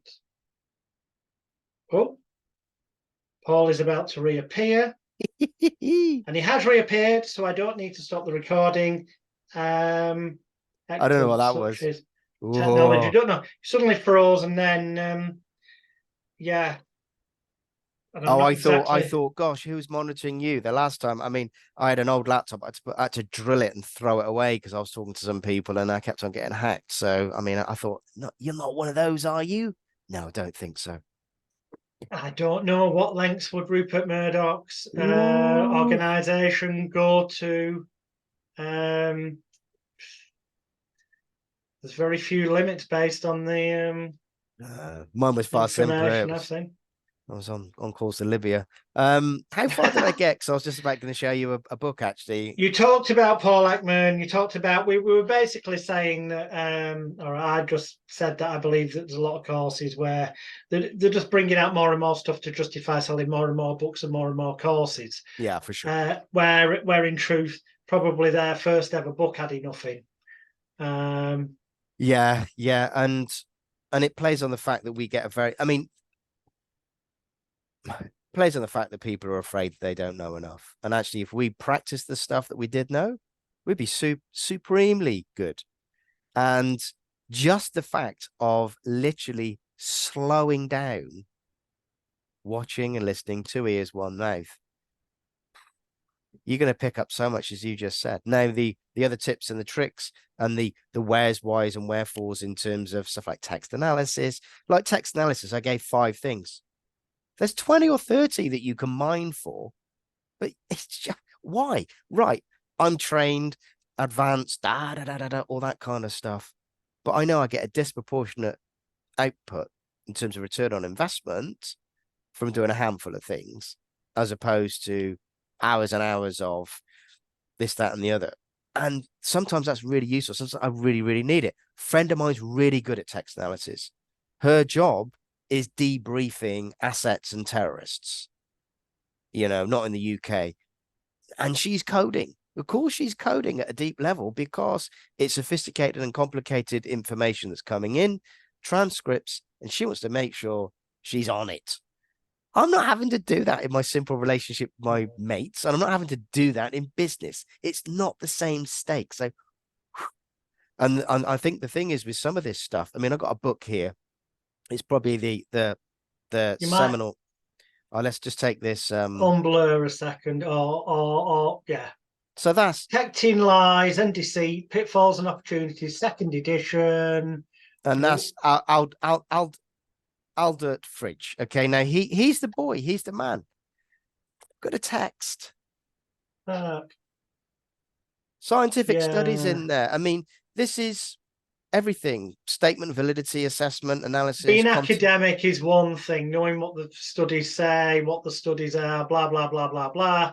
but actually knowing the studies isn't actually going to help you use the techniques. I mean, you can't actually get this, and this is, just cover that bit up, probably seen it now, but so that's the literature on investigative interviewing from various countries around the world, and it's got all the stuff in here. And this is like your shortcut. That's from New Zealand, actually, so you've probably seen it. But it's for some reason New Zealand, but it's got loads of So you stuff. can't get it. I bet I could find it in less than 20 minutes doing Google searching. I mean, Governments are not very good at hiding their internal PDF downloads. no, maybe you're probably right, actually, buddy. But you know, there's some Oh, great dear. stuff in here, and this is all on various investigative and review and various investigative techniques and interviewing. And there's just some really, really good stuff in here. Probably you could make 15 or 20 big, thick academic books out of this, but there's some good practical stuff. The police have got a great book in the UK. Scotland Yard use it, big old thick beast on that detectives learn and uses their manual. There's some really good stuff, but the truth of the matter is, in everyday life. Well, by the way, speaking of agencies, in the members area, in the CIA section, there is the QBARC manual that's been declassified on interrogation, negotiation, and deception. There you go. Gobble it up, folks. Yeah, but I've had the privilege. I suppose I've had the privilege of meeting people who are just really good. I mean, we haven't got onto elicitation yet, and I'll give you some practical stuff that people can use for business. Actually, not just eliciting. I just want to know information. Yeah, well done, big deal. What people want to know is, what do I do with it? And there's loads of things that you can learn that you're never going to need in the world that most of us are going to operate in. It just is not going to happen. And the simple stuff is the best because it works under pressure and under stress, and it feels natural. But I've met people who are astonishingly good. They've got amazing stories. They've written some great books. They're on the circuit. I've been invited to speak at different things by people. And you know what? In real life, they're fantastic people, but they ain't doing all the things they're saying they're doing. They're just not. And the reason being is because you can't hold all that information in your head and do it all at the same time most of the time. All right, so they might be miles better than me, but even if you're miles better than me, you're still not holding all that information, even if it's subconscious competency or unconscious competency. There's just too much. So my thing is the biggest bang for buck, and it goes back to this, how you sell yourself and negotiate yourself into things.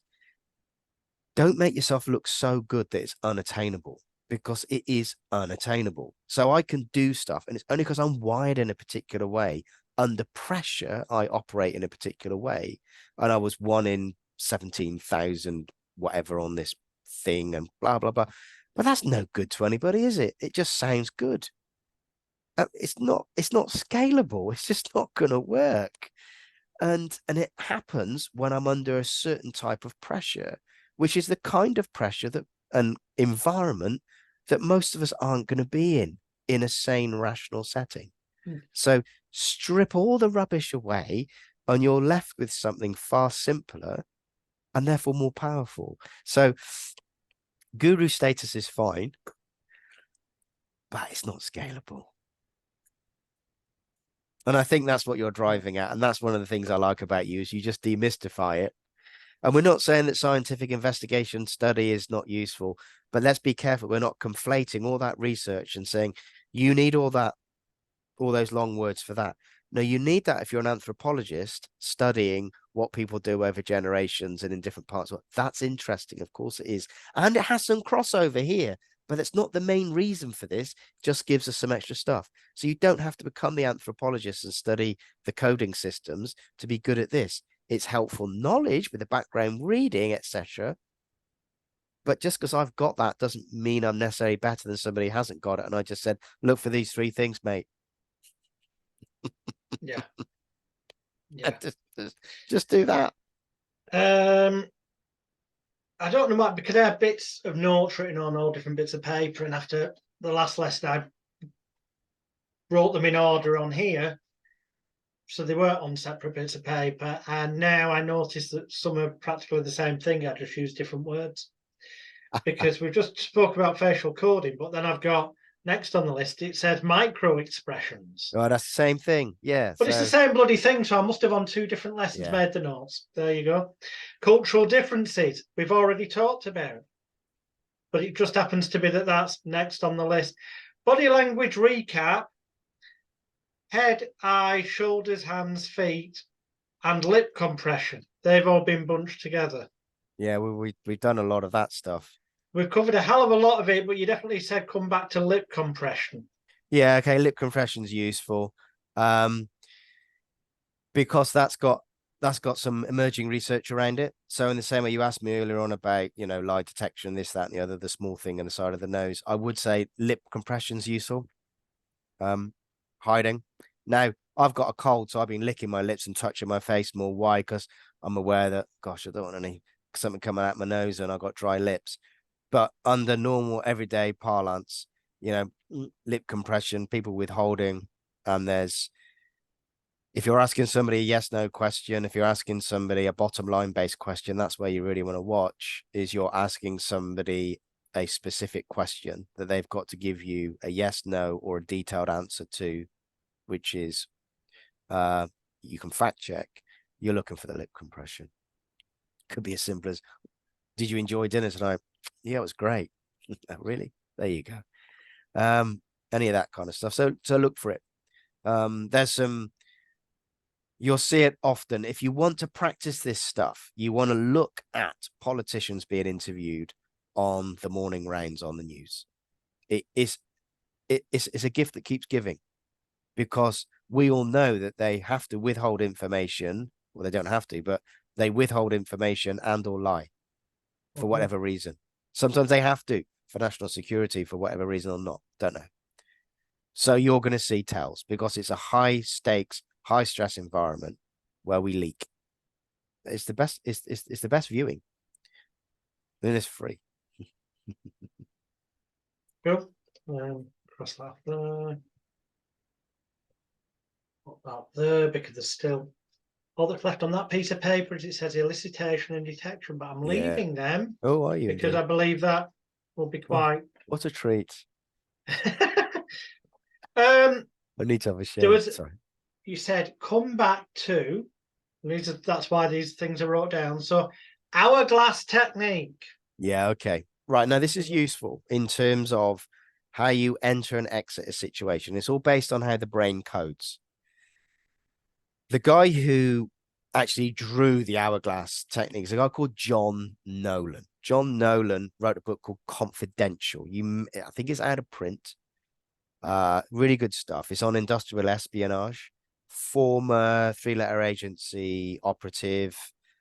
Just, it's quite an entertaining book as well, and shows you how bad we are at keeping secrets, how bad we are at holding on to information. Have you found it there, Jonathan? I found a slide that I am now with hourglass technique, although this slide is referring to it as the conversational hourglass, but I'm assuming it's the same. He calls it. Yeah. Because it says paraphrased from John Nolan's book, and there's a diagram here. But anyway, you describe. I'll put this diagram in the members area. Oh, fantastic. So there's a number of ways you can slice and dice this with how you use it with power words or not. Basically, it goes like this. When we first meet somebody, we're going into a conversation. Remember, our brain codes primacy, recency. First impression, what happens when you leave the conversation? We're encoding heavily at the beginning of the conversation. We get into the middle of the conversation. We don't remember much at all here. The hourglass is going in. Then we start to come out of the conversation and we remember the end stuff, how we leave. Now, spy or somebody doing some industrial espionage, trying to get information out about a competitor, me, if I'm in a situation where I'm trying to get people to tell me stuff. If I do not want to arouse suspicion, I want to do all my main elicitation in the middle bit where we're relaxed, we're not thinking, we're not coding as heavily. Why? Sympathetic, parasympathetic, we're not under threat, we're not under pressure, we feel relaxed, therefore we're not remembering as much because we're not having to. It's relaxed, okay. Yeah. skilled elicitors draw information out in that bit there in the middle. Why? Because people don't realize what they're saying. So when we elicit information in the middle point of the hourglass, whoop, in there, we're relying on the fact that people are remembering about 7% in that section, and therefore not remembering much at all. And if we ask questions in a non-threatening, non-invasive, getting them to talk loads way, they will give us lots of information and forget that they have given us the information. Now, what we want to do when we're eliciting is we want to watch for limbic leakage happening in this section, because the limbic leakage will say, "Ooh, hang on a minute, they are feeling a little threat is coming on. Freeze, fight, flight, fawn. Something is coming on, and they're beginning to get ramped up." And remember, it's happening before the prefrontal cortex. So we're waiting, we're spotting the signs. And if we start to see the odd pop and the cluster and the compression, we know that the limbic system is getting triggered. So we pull back because we want them to be in that middle section where they're not coding much. Conversely, if you want to sell effectively and do an amazing presentation or a show or a therapeutic session, you want to make sure that at the front end is impact, and you're creating spikes in the middle as well. You know, the beginning, middle, and you're creating spikes, emotional spikes all the way through. And you're a performer, you've been a performer, I'm not. You know exactly what that is about. So you're keeping it snappy. You're bringing in, for those NLPers out there using open and closed loops in telling stories, or if you're stand-up, you're creating impact and opening and closing loops all the way through, because you're spiking arousal all the time, and therefore people are remembering more. But what we want to do in elicitation is walking up to somebody in an airport. I may have done this. Walking up to somebody in an airport, they're at a bar, forced teaming, bang, bang, bang. Oh, mate, no, bit of a chit chat. So they remember me as the happy chappy, jeans and a t-shirt, having a pint with them at the bar, because I think they're an interesting mark, an interesting person who may be taking something abroad. Hey, chat. That's the coding. So they've coded me as somebody like them. Open, friendly, chatty, Now, as we get down, I want to know whether they've got anything of interest. Yeah. Hey, so where have you been? Yeah, I've been at the match. So how did it go? And then I might throw something in. So, say for argument's sake, I throw something in along the lines of, God, I tell you what, I love feeling the buzz at a match. Do you know what I mean? And just leave it slightly open. I love feeling the buzz of the match, because now they know buzz is associated with other things. Oh yeah. I felt a buzz at a match as well. I tell you, and it was pretty full on. I said, yeah, I've done those full on times, buddy boy. I'm telling you now, and I tell you what, I've, and all of a sudden now they're moving. Remember, we don't want them in the cul-de-sac. We want them moving. So we want to use their same words back to them, because that happens in elicitation. We want to use the same words back to create linguistic rapport, and sometimes using the last 2 or 3 words of somebody's sentence back to them and leaving a pause. So they say, hey, I had a buzz at a match. Yeah, I've had a buzz at a match. Pause. Elicitation strategy, by the way. People come back with more. And they might say a whole load of stuff to me. And then I want to segue out, because now they've told me there's an area of interest. I don't want to overstep the mark. Remember, we don't overstep the mark. Set your parameters, pull back, and then segue back out. And that's how Nolan uses the principle. You can use it to elicit, and you can use it to create spikes by making that middle zone, which is often forgotten, where people are sharing. You want to make it exciting so that people tell you, people remember you. I don't want to be remembered. I'm going to just look across the bottom here. I'm just going to make sure I've got certain settings. It'll make sense in a minute. Full screen on scale to fit. Silence, share individual window. Show you automatic share advanced. Click on advanced. Screen screen sharing. Okay, we're going to try this. I'm going to try and share my screen. I apologize in advance for this, but this is my sort of caveat to what you've just said. What you said completely, I know to be, whoa. Hello. I know what you said is right, but people also have to be aware where it can go wrong, because you think buzz is like, without saying it, it was drugs and it was leading down that path. But sometimes it can go horribly wrong, such as share screen, optimize for video clip, share sound. Here we go. Just watch this clip. Always automatically assumed. 100%. 100%. I mean, you're obviously semantics are so important, isn't it? And you're playing the numbers sometimes with these kinds of things, but also in other settings there'll be certain words or phrases that will be understood by certain groups of people, which will indicate that you are one of them, or you're on the inside, or you know something, and you can throw them out to see how people respond.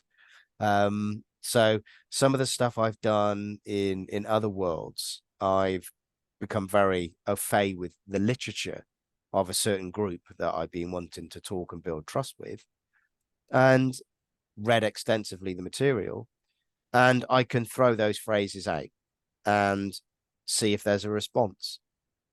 And it's the same with, when you were talking about secret societies, you can throw things out. But I would say on elicitation, there's some things that people can do very practically when it comes to winning business, developing relationship with a client to know how they're going to be going ahead, which is really useful and really important. And it's, I know that people from the world of, NLP, people involved with meta language, all that kind of jazz, they've probably, they've used Number this 20, this is good because number 26 on the list was meta program language types. Yeah. So when it comes to, say, for example, John Nolan's elicitation thing, you've got the hourglass. How do you get somebody to, and this goes back to, this works with elicitation. This also works with statement analysis. This also, so this covers quite a few things. So one of the key things to understand about people is that we all have a structure for how we manifest or do our behavior, and it comes out with our physiology. Our unique idiosyncratic body language is a structure. Our bodies do things when we're talking and all that kind of stuff, and some of us gesticulate more than others. Certainly when pressure comes on, we reduce our gesticulations if we're a big gesticulator. That's our structure when we're positive. Our positive physiological structure, for me, may be this. For somebody else, it may be that. But there's a structure to how we do stuff. It's the same verbally as well. It's the same in terms of, we have an internal structure in terms of how we make decisions. What we say to ourselves is valuable. How we buy. How we deal with obstacles and obstructions. How we think, behave, and act when things go wrong. What would it be like if we were able to draw that out of somebody in a conversation? Well, you'd have a pretty good insight, not foolproof, but pretty darn good on, therefore, how you would sell, communicate, influence, and deal with obstructions in your relationship with them. And so when it comes to elicitation, there's the question side of it, of elicitation, which we'll look at now. And then there's also the using statements side of it, which we can look at next. Both are really useful, and they're both happening all the time in conversation. But the trick is to listen differently. That's all. It's to listen differently and use some of these skills. So on the elicitation side of things, and let's keep it really simple. In the same way that we want to create physiological rapport with somebody, as NLPers would call it, mirroring, matching, all that kind of jazz. People behave the same when they're in rapport, generally. Their feet point in the same direction. They both move similarly. Their breathing patterns tend to match, all that kind of stuff. So yeah, cool. They also talk very similarly as well. Eventually, they start to talk similarly. Now, if you want to work that, then what we want to do is we really want to listen. So the first thing we want to do is we want to get somebody's keywords and phrases. That's all. Don't make it too complicated. Don't have to be overly scientific. We just have to be artful in the application of this. So if I want to elicit something from somebody, I'm in a situation, we're just talking business where I'm saying, you know, hi, I'm Paul from blah, blah, blah. And we're having a conversation and they're just telling me about their business and what they like and they don't like. I'm in a bar. I'm trying to get a friendship with somebody and they're telling me stuff. I just pay attention. All I'm doing, I'm paying attention to phrases or keywords that they seem to use more than once. And I just make a mental log of those. So all I'm going to do going there on in is I'm going to litter my conversation with those keywords and phrases. Let's not make it too complicated here. Don't over egg the pudding. It's an art, not a science. So you can really screw it up by over egging it. But you just throw those words out. And all we're doing is we're creating some linguistic rapport. Oh, that person's like me. They use similar language. Easy. Then where do we go from here? Well, I want to understand their values. So I want to understand what's important to somebody. So I literally am going to ask a simple question. If I'm in business, if I'm selling something, if I'm interested in something else, if I'm in negotiation, you know, what's important for you about this? What's important for you about your work? What's important for you about this negotiation? What's important for you about filling the gap? And now what I'm going to do is I'm going to listen to the order as well as the words that somebody uses, because the order is important. Going back to statement analysis and all the research done on that. So they're going to say it's this, this, this, and this. These are the important things. Oh, thanks for that. Now I've noted in my mind the words and the importance and the order. So when I'm selling or communicating back, I'm going to use their values and I'm going to sell my solution, my product, my offering, my whatever. I'm going to hook it to the values, but I'm going to hook it in that order. And people might think, oh, I bet they'll notice you're doing that. No, people don't. I don't really notice when people are doing it to me. Why? Because it feels great. It's because it's how I am. And as long as I'm, you know, oh, Paul, you said that was a value. So we have that value as well. Yeah. And it means this. No, that's stupid. But if I'm saying, you know, what's important for you about this situation? Well, frictionless transaction, you know, quick customer service, whatever it is, then I'm going to say, oh, that's fantastic. And then I'm going to come back and say, look, our frictionless service provides ding, ding, ding, ding, and our customers say, ba, ba, ba, ba. And you just do it really quick. You don't have to make it complicated. And what it does is it just slides in rather nicely. I also want to know how somebody's motivated. You know, do they move away from risk or do they move towards opportunity, classically in business? So now I'm eliciting something from somebody.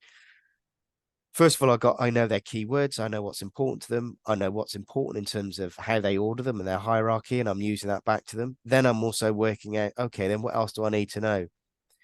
What's their appetite for risk like? You know, okay. And basically the bottom line is, so basically, what does having that, whatever that is, do for you? It's a classic coaching question, and let's not make it too complicated. So you've got the thing that's important, that's valuable. You've got those things. And again, conversations aren't linear. So I'm not sitting there saying question 1, question 2, question 3. I'm just firing them out at different times as we're ebbing and flowing in the conversation. So somebody tells me what's important to them. And I'm just like, that's really interesting. And I fire it back. And I might, a bit later on in the conversation. So Jonathan, in your experience, when you've had those, when you get those things, what does that do? And you might say, well, it gives me great opportunities to expand and do this and do that and do the other. Well, that tells me that you're more focused about the future. And that's just so useful, because then I'm communicating back, well, if you come and work, you know, people who work for us, they know that their future is secure.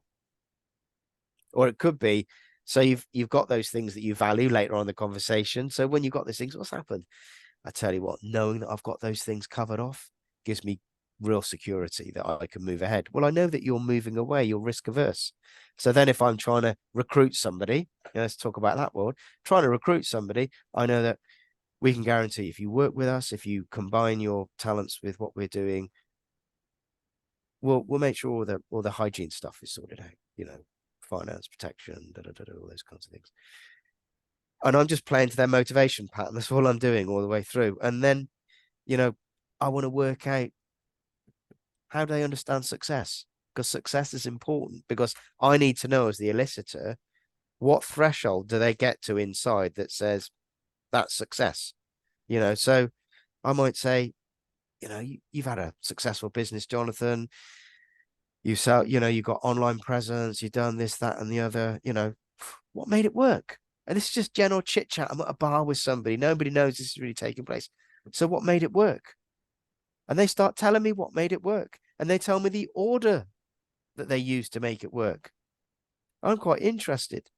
But I might follow up with a follow-up question and say, my God, so you did all that.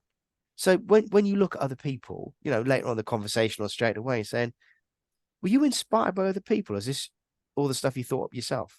When you look at other people, are there elements that you think, actually, they're success elements? I like that. And what happens when somebody starts to describe somebody else's success is they start to tell me their rule structure for how they're probably going to treat me. And that's really interesting, because they may have, well, success for me, Paul, is I work really hard. A lot of it's about luck. It's about being in the right place at the right time. And yes, some study. But if you would say to me, so Paul, what do you admire in somebody else or their success? Do you know what? They're always on time. They work really hard. They go above and beyond. Well, there's slightly different rules to the ones I have for myself. And they're likely to be the rules that they're going to judge me by. So I now know that when I'm working with them and they're a client of mine, I'm coaching them, or it's therapy, or I'm won them in business, or I've recruited them into something, they're going to be looking at me through some spectacles. And those spectacles are different from the ones they look at themselves with. They might be the same, by the way, but if they're different, I need to know, because I am going to be judged by that standard. So I now, if I know that you're always on time, you anticipate stuff, it's hardworking. If I want to keep you as a client and I'm in finance and the stock market is going down, I'm going to get in touch with you pretty quick and say, Jonathan, just to let you know, I'm monitoring the market and I've anticipated that this, and this is going to happen. These are the options. What do you think? And you're going to be like, flip, he's on it, rather than a more laissez-faire attitude. So success criteria is important. And then if I'm wanting to get somebody over the line, I'm at the bar again, whether it's in an elicitation situation where I've got to get somebody to join me in something to come onto my side, or whether I'm selling or whatever, I want to know, what does it take for you to say yes? I know what criteria you have for success for me and for others and yourself, and I know what's important for you, but there comes a point where you're either going to say yes or no. So I'm going to be asking stuff around, Jonathan, you've made some pretty important decisions. Yeah, I have, Paul. Yeah. And there's some pretty successful ones as well. Question. Yeah, pretty successful. How do you know when to say yes? Because there's so many factors. We're just using a bit of lightness. And you'll say, interesting you say that. And people do this over and over again. I mean, I practice this in hotel lobbies. I'm talking to people. I'm got a motorhome. I go out camping. I just chat with people, and they're telling me their criteria for saying yes. I said, that's really interesting. What made you say yes to buying that motorhome? Because there's so many that you can go for. Remember, forced teaming, oh, that plastic bag's heavy. My plastic bag's heavy. Can I help you? Cuts into my hands. Forced teaming, creating a context where both got motorhomes. Easy peasy. Nobody knows I'm doing it. Repeating the last words they've used, saying, hey, you bought this motorhome. Why'd you buy that? And then they tell me, oh, yeah, we were at the dealership. And then they tell me what they went through in order to say yes. So now I've got a broad outline of success, how they structure their buying decisions. Now, that's pretty cool. how many times they heard it, how they had to hear it, this, that, and the other. Seriously, my close rate in business is 80%, which apparently is high. I didn't know it. All I'm doing is using elicitation techniques, not to manipulate, but to understand what's going on inside somebody else and communicating. And the last one I want to know is what happens when it all goes wrong.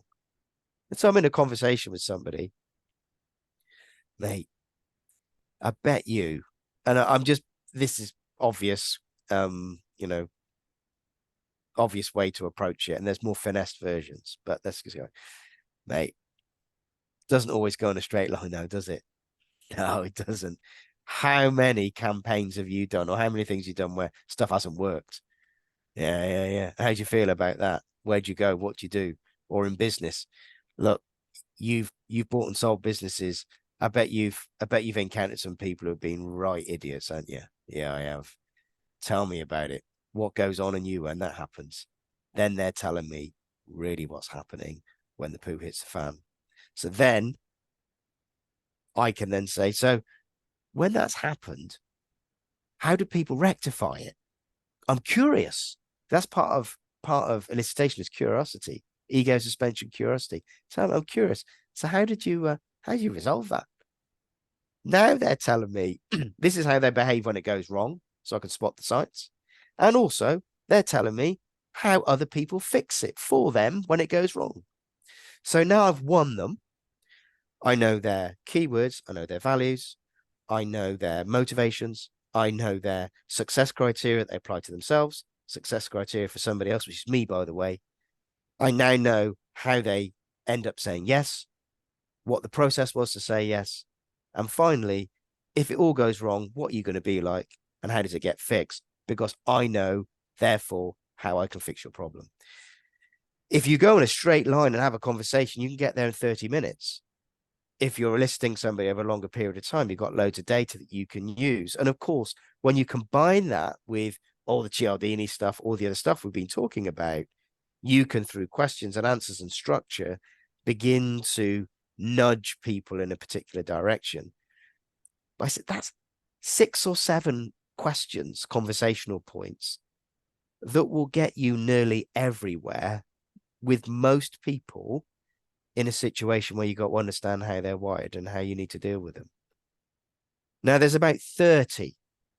And as I said, you ain't never going to remember, but you can practice half a dozen and get pretty darn good at it.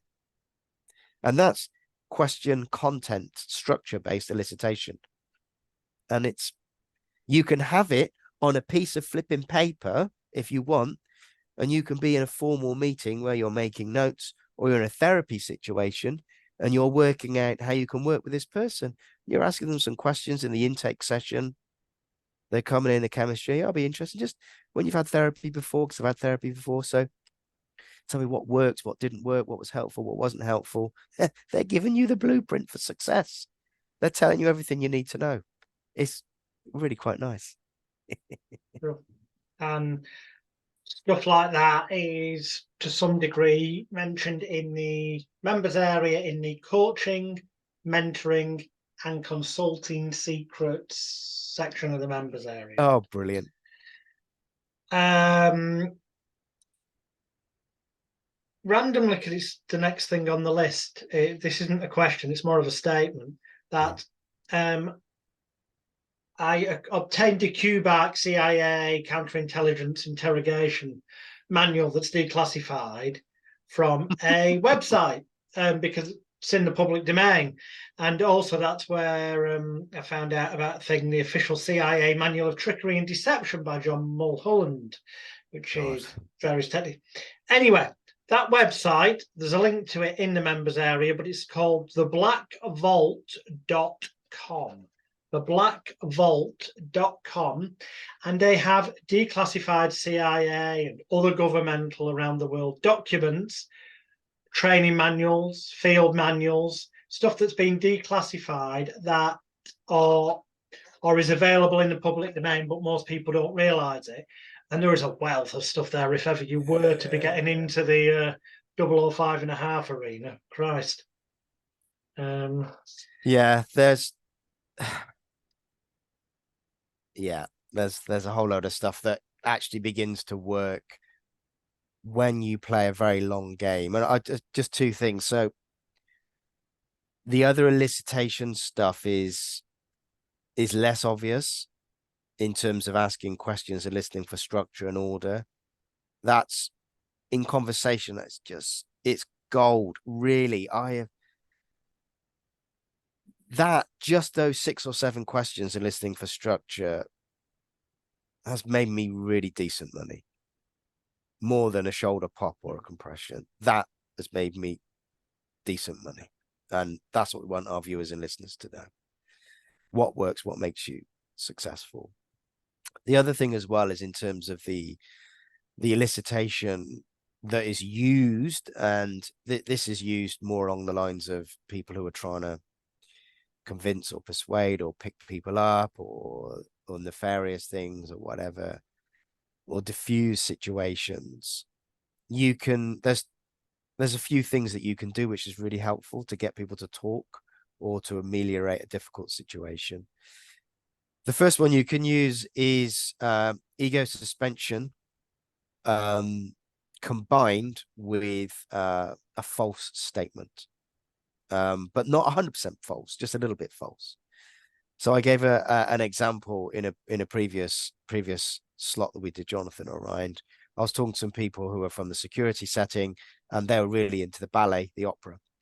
And I was demonstrating some of this stuff. We were training before they were doing whatever they were going to do. And I said, look, so you can use elicitation in different ways. And what we can do is we can do this. And I said this to this particular person, for example, you love the opera.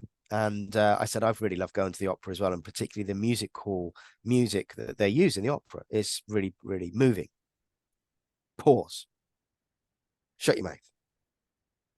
They then correct me and said, no, it's not musical music. It's classical music. And then the last place I went to was X, Y, and Z, and they did this, that, and the other. I said, oh, so now you've told me where you like to go, your movements on a particular day, and this, that, and the other. I said, that's not very secure, is it? And basically, that form of elicitation is about deploying a half-truth and relying on the fact that somebody wants to correct you. I was in a private members club in London a number of months ago. And there was a guy I was talking to. He's some sort of whatever he is, powerful guy, all this kind of jazz. And he likes to be right. He loves to be right. And therefore, when people love to be right, and they're the sort of people who want to correct you all the time, they're often the people who overshare.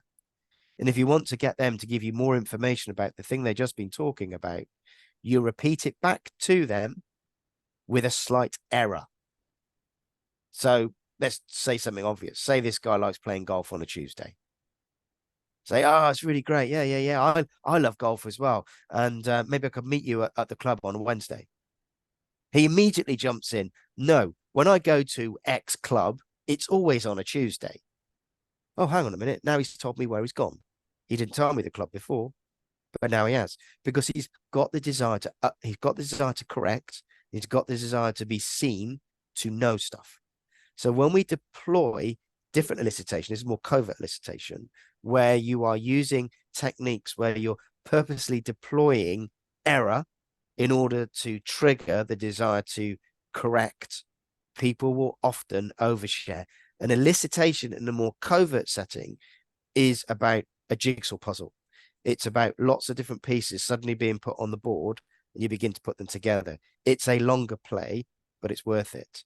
So for those of our listeners and watchers who want to play with this in different settings, or want to get somebody to open up and talk a bit more for fun in a family setting, a friend setting, down the pub, the club, the sports venue, wherever you go, you can play with this stuff, and people will, if you can suspend your ego enough to be prepared to look like you've made a mistake, you'd be surprised how much people are prepared to tell you.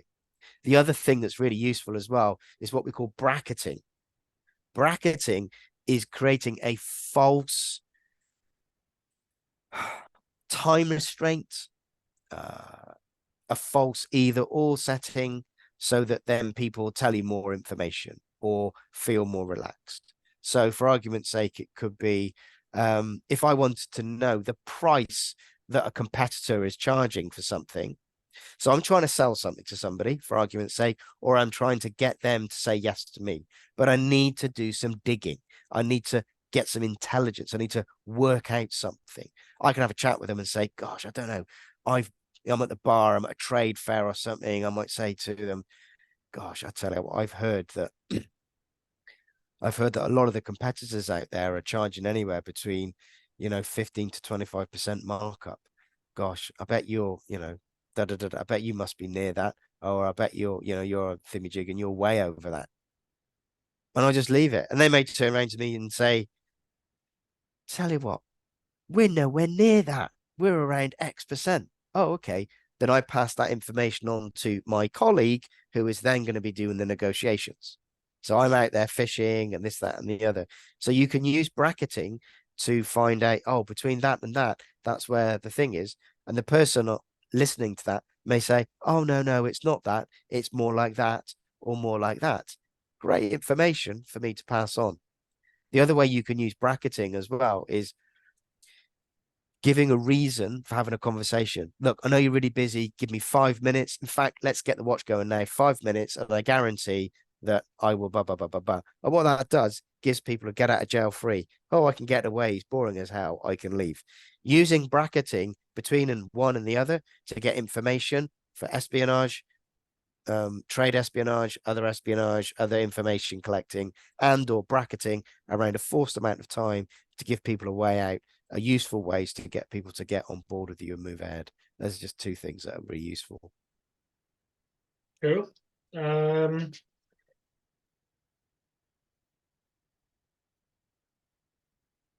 My next on the list was elicitation and detection, but it's kind of what we've just done.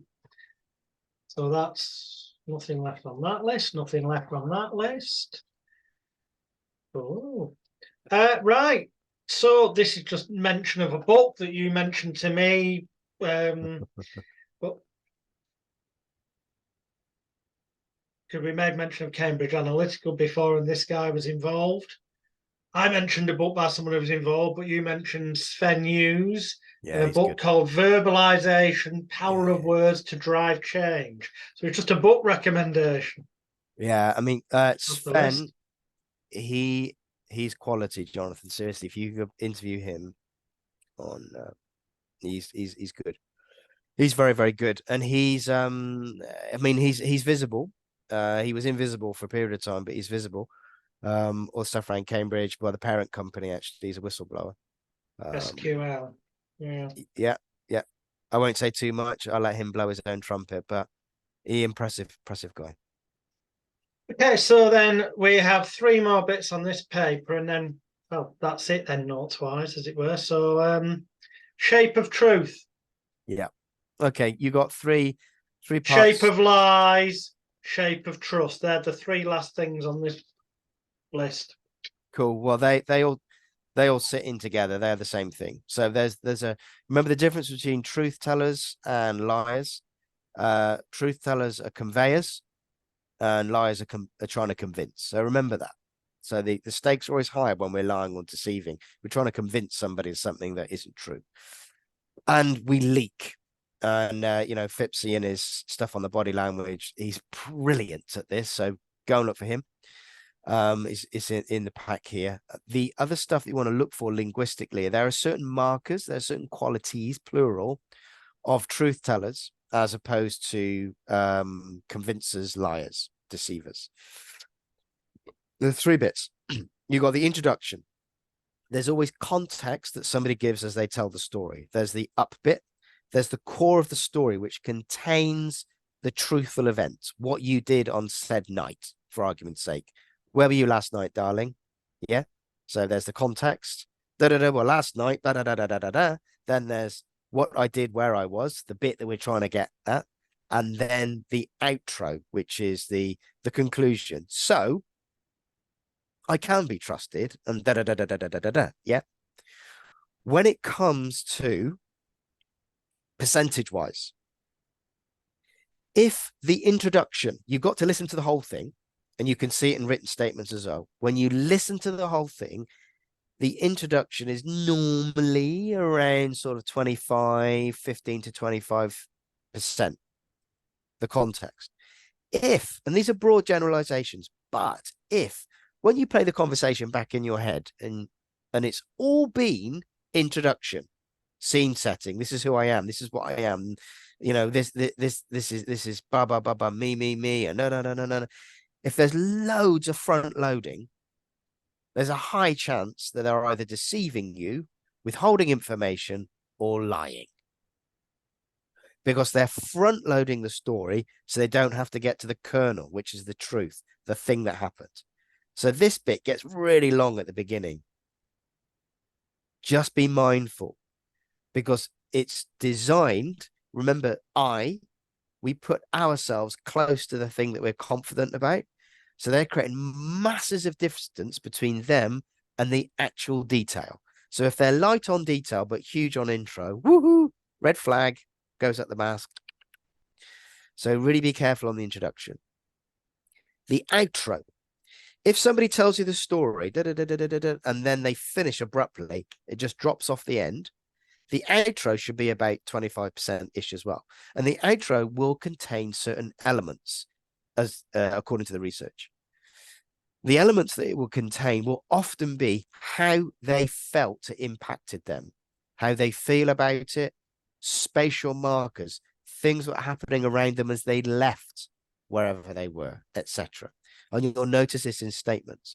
You'll notice this when you're talking to somebody and they start to, they're telling you about what they did last night. They'll often say, do you know what? I felt like a right idiot. I can't believe it. They will bring themselves into the exit of the story. They will anchor it to themselves because it's true. Because that is how they felt about it. It's not 100% this stuff, but it's pretty darn good. So we're listening for, if you notice the outro drops up and there's no personal, spatial, or relational anchoring to the impact of the story on them, their surroundings, and other people, question mark. The truth, the core bit, will be at least half of the conversation. It will be content rich. Pronouns will be all around it. There will be self-correction as well. Not because they're lying. Some people think that people are self-correcting. Oh, no. It was that, wasn't it? Yeah. Sorry about that. And they'll jump back in the story and start to retell it again. Because you can jump anywhere in any part of the story if you're telling the truth, because you know where you pick up, because it's embodied cognition. Because liars have to think about what they're thinking about and getting them to jump back. This is one of the ways you can catch people, is ask them, so could you just go back there, Jonathan, and tell me what you were doing and just a bit before that, and how did that and you can start using this information that I'm sharing now to ask questions. So how did that make you feel? And then people are sort of making up a load of crap about how they felt. And you can then see whether they're twitching or popping or this, that, and the other. So you're beginning to use this knowledge about truth tellers convey, personal pronouns are around. When they tell you how they feel, they're congruent, they're open, they're self-correcting. Yeah, I felt like a right idiot. I tell you, I know people around me, they bring other people into the story. When people are not telling you the truth, they are lighter on all those things, or what they do is they build things up so much there's no outro in terms of the embedding, or the introduction is so big that everything gets lost in this introduction. So that's the shape. So it goes along and up like a snail. Yeah. Tail, shell, front. Intro, core, outro. You'll often find that when people are wanting to get away from the truth, if they've been lying, they want to get away from it, they'll go really quickly. They'll try and go through the details as fast as possible. Why? Because it's so uncomfortable, because they know they're lying and they're deceiving. They want to get away as quickly as possible, get to the end and then drop off. But you want to listen for those kinds of qualities. So when you know that that's the general shape of truth and deception, you can begin to deploy very simple things. And I was sharing this with a corporate client the other day, that they were negotiating a whole load of stuff. And one of the people on the session said, can I tell you about my partner? I'm like, oh no, I hate it when that kind of stuff happens. They were saying, this and this and this has been happening. And I said, well, we're in again next week.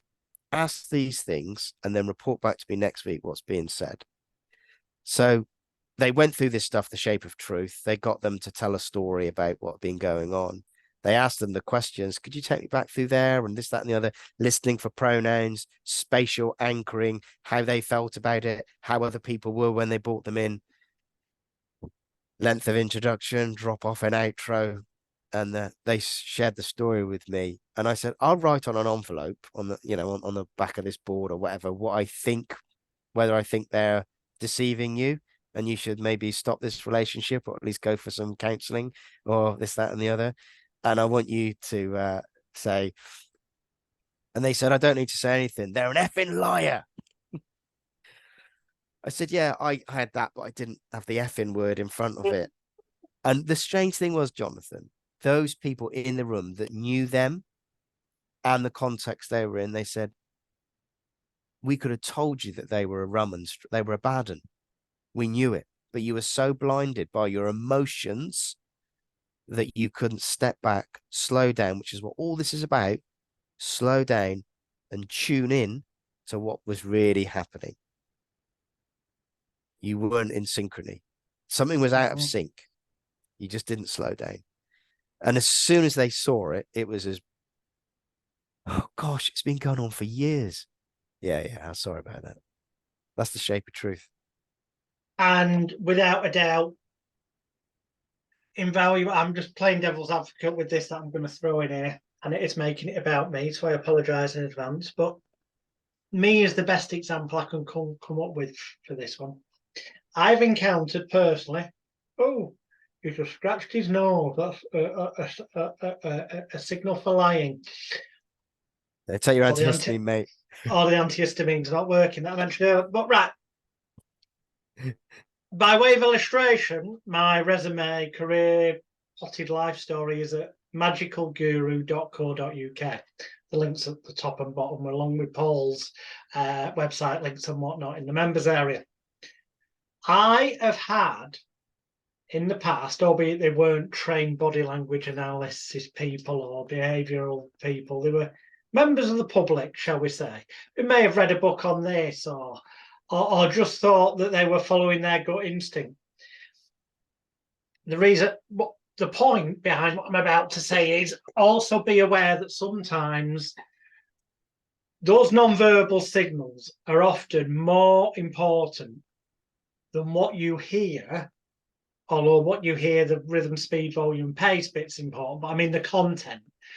Because sometimes the content can sound like it can't possibly be true. And yet, actually, that person just happens to live in a world that's stranger than fiction. Yeah. You know, I've been accused of being a blatant liar and fabricator because, you know, it's been pointed out to me, there is no way you had your ear ripped off by a puma on the circus. There's no way you got hit around the head twice a day by chimpanzees. There's no frigging way that you've nearly been killed multiple times by people attacking you after shows. There's no way you've had your phone hacked. You're not a major famous celebrity.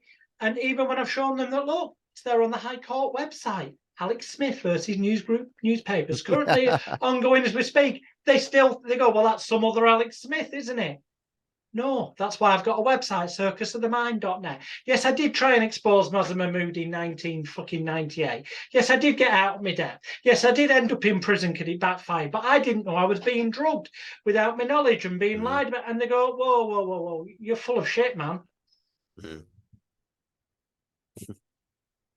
Some people just have really fucking out their lives. It is my point. And the non-verbals will tend to be, don't take too much. Sometimes focus on the content, because to be honest, if I wasn't me who'd lived through it, and someone was to tell me all those things I've just randomly listed, and there's a whole bunch of other batshit crazy stuff as well on the site you can see.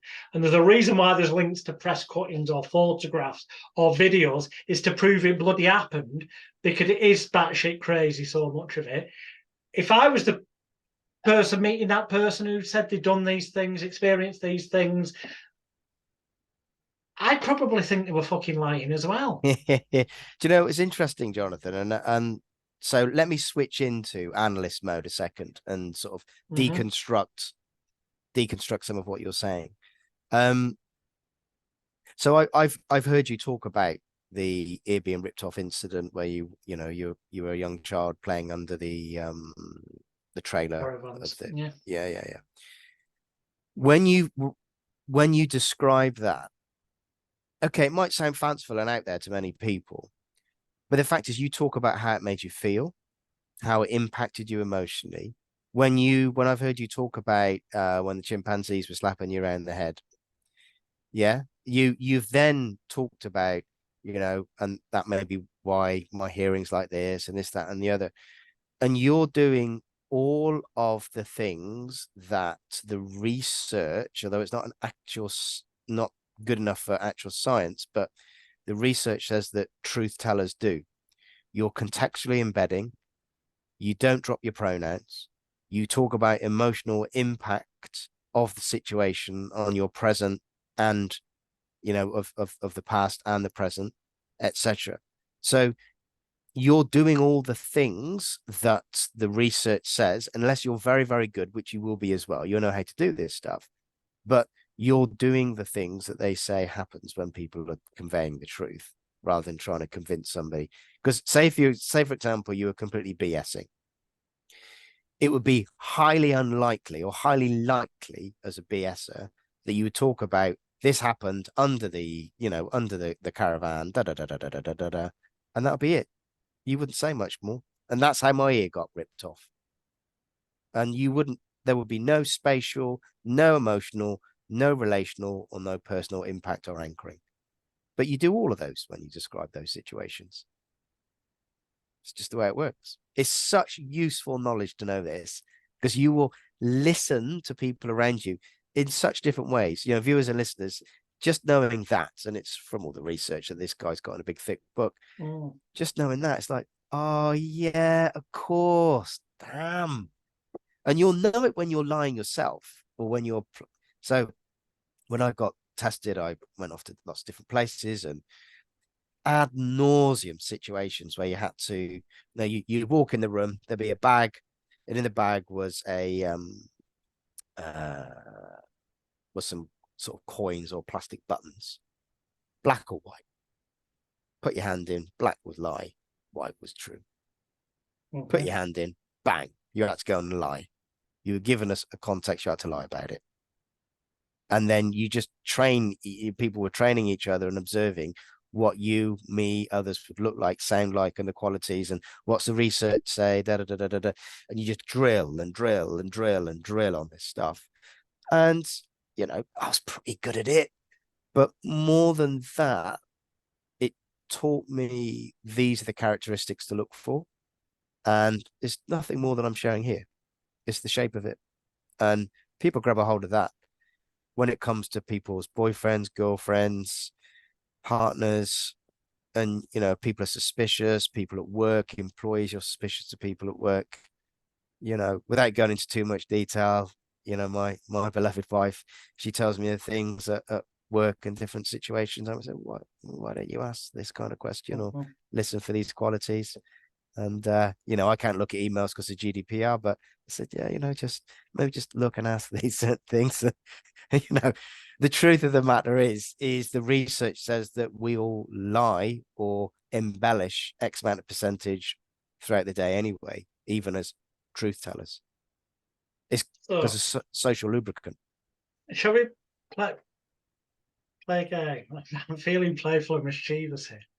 It's a way that people, it's an old party game, isn't it? 2 truths and a lie. Oh, I'm crap at it.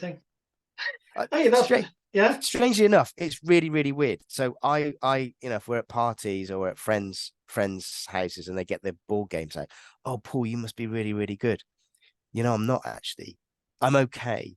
I'm really good in really high stakes. I'm in low stakes. I'm good at relationships and getting people to tell me stuff.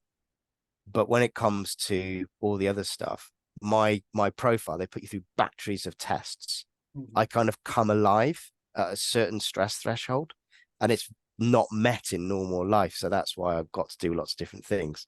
So I can give it a go if we're going to do truth or lie, but I mean, it's as good as a coin toss of me, I reckon. Okay. Well, maybe the people at home can observe. Let's see. They might be really good at it. Yeah. I'm going to make 3 statements claiming that these things have occurred in my life. And, well, you know the premise. You have to spot which is the lie. So, number 1. I have poked all 5 Spice Girls, as in the British pop singers, the female pop singers. Tell me what you want. I poked all 5 of them. Make of that what you will. Number 2, I've had to, in the past, sign the Official Secrets Act. Number 3,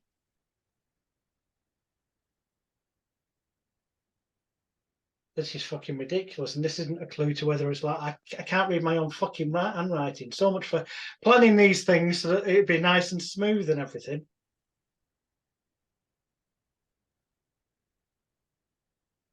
I can only assume that word said. So number 3, I was once recruited, or at least they attempted to recruit me. I turned them down to work for the American evangelical preacher Benny Hinn. Do you want me to feedback? Yeah, go this on. Is all right. Number 2 and 3 is right. Official Secrets Act and the preacher guy, right? Well, as in you're saying I'm telling the truth on them too, yeah? Okay. Yeah, I think you're telling the truth on those 2. The first one, I would have a question only because you did some clarifying stuff at the end as a distraction on the Spice Girls.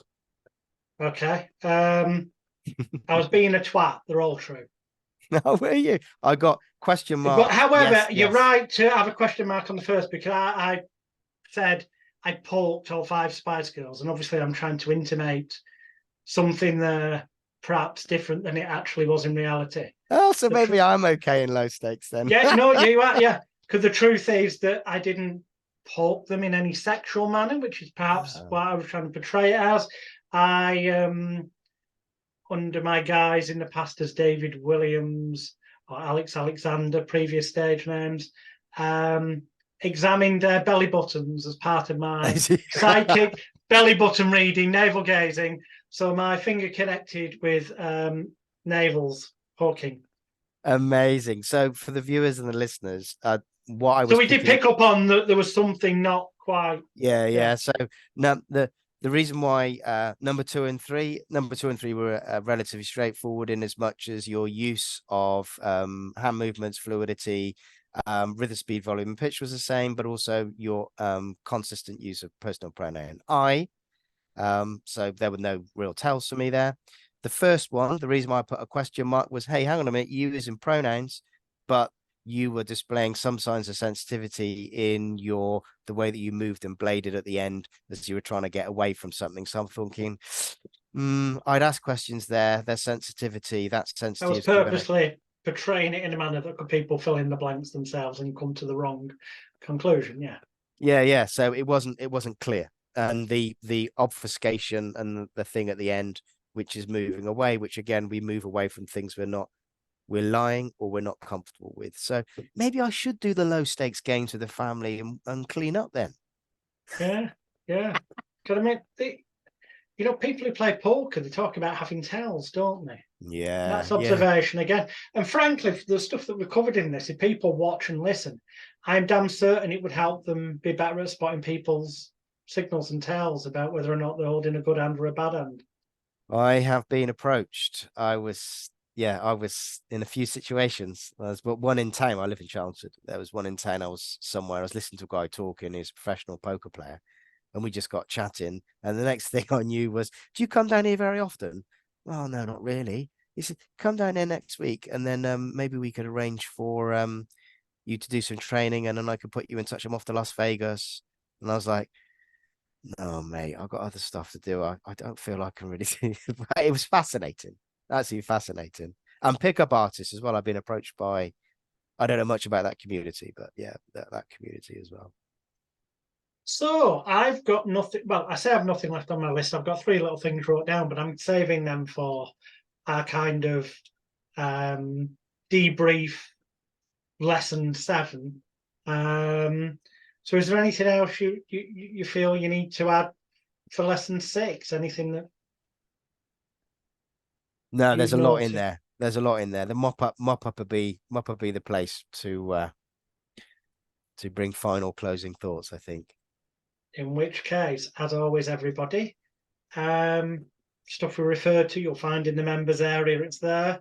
And we will see you soon for the debrief, the closing the loops, the final bit. But in truth, it's all in the previous lessons. And hopefully that's now becoming truly clear to you. So as always, it's goodbye from me. And goodbye from him. We'll see you soon.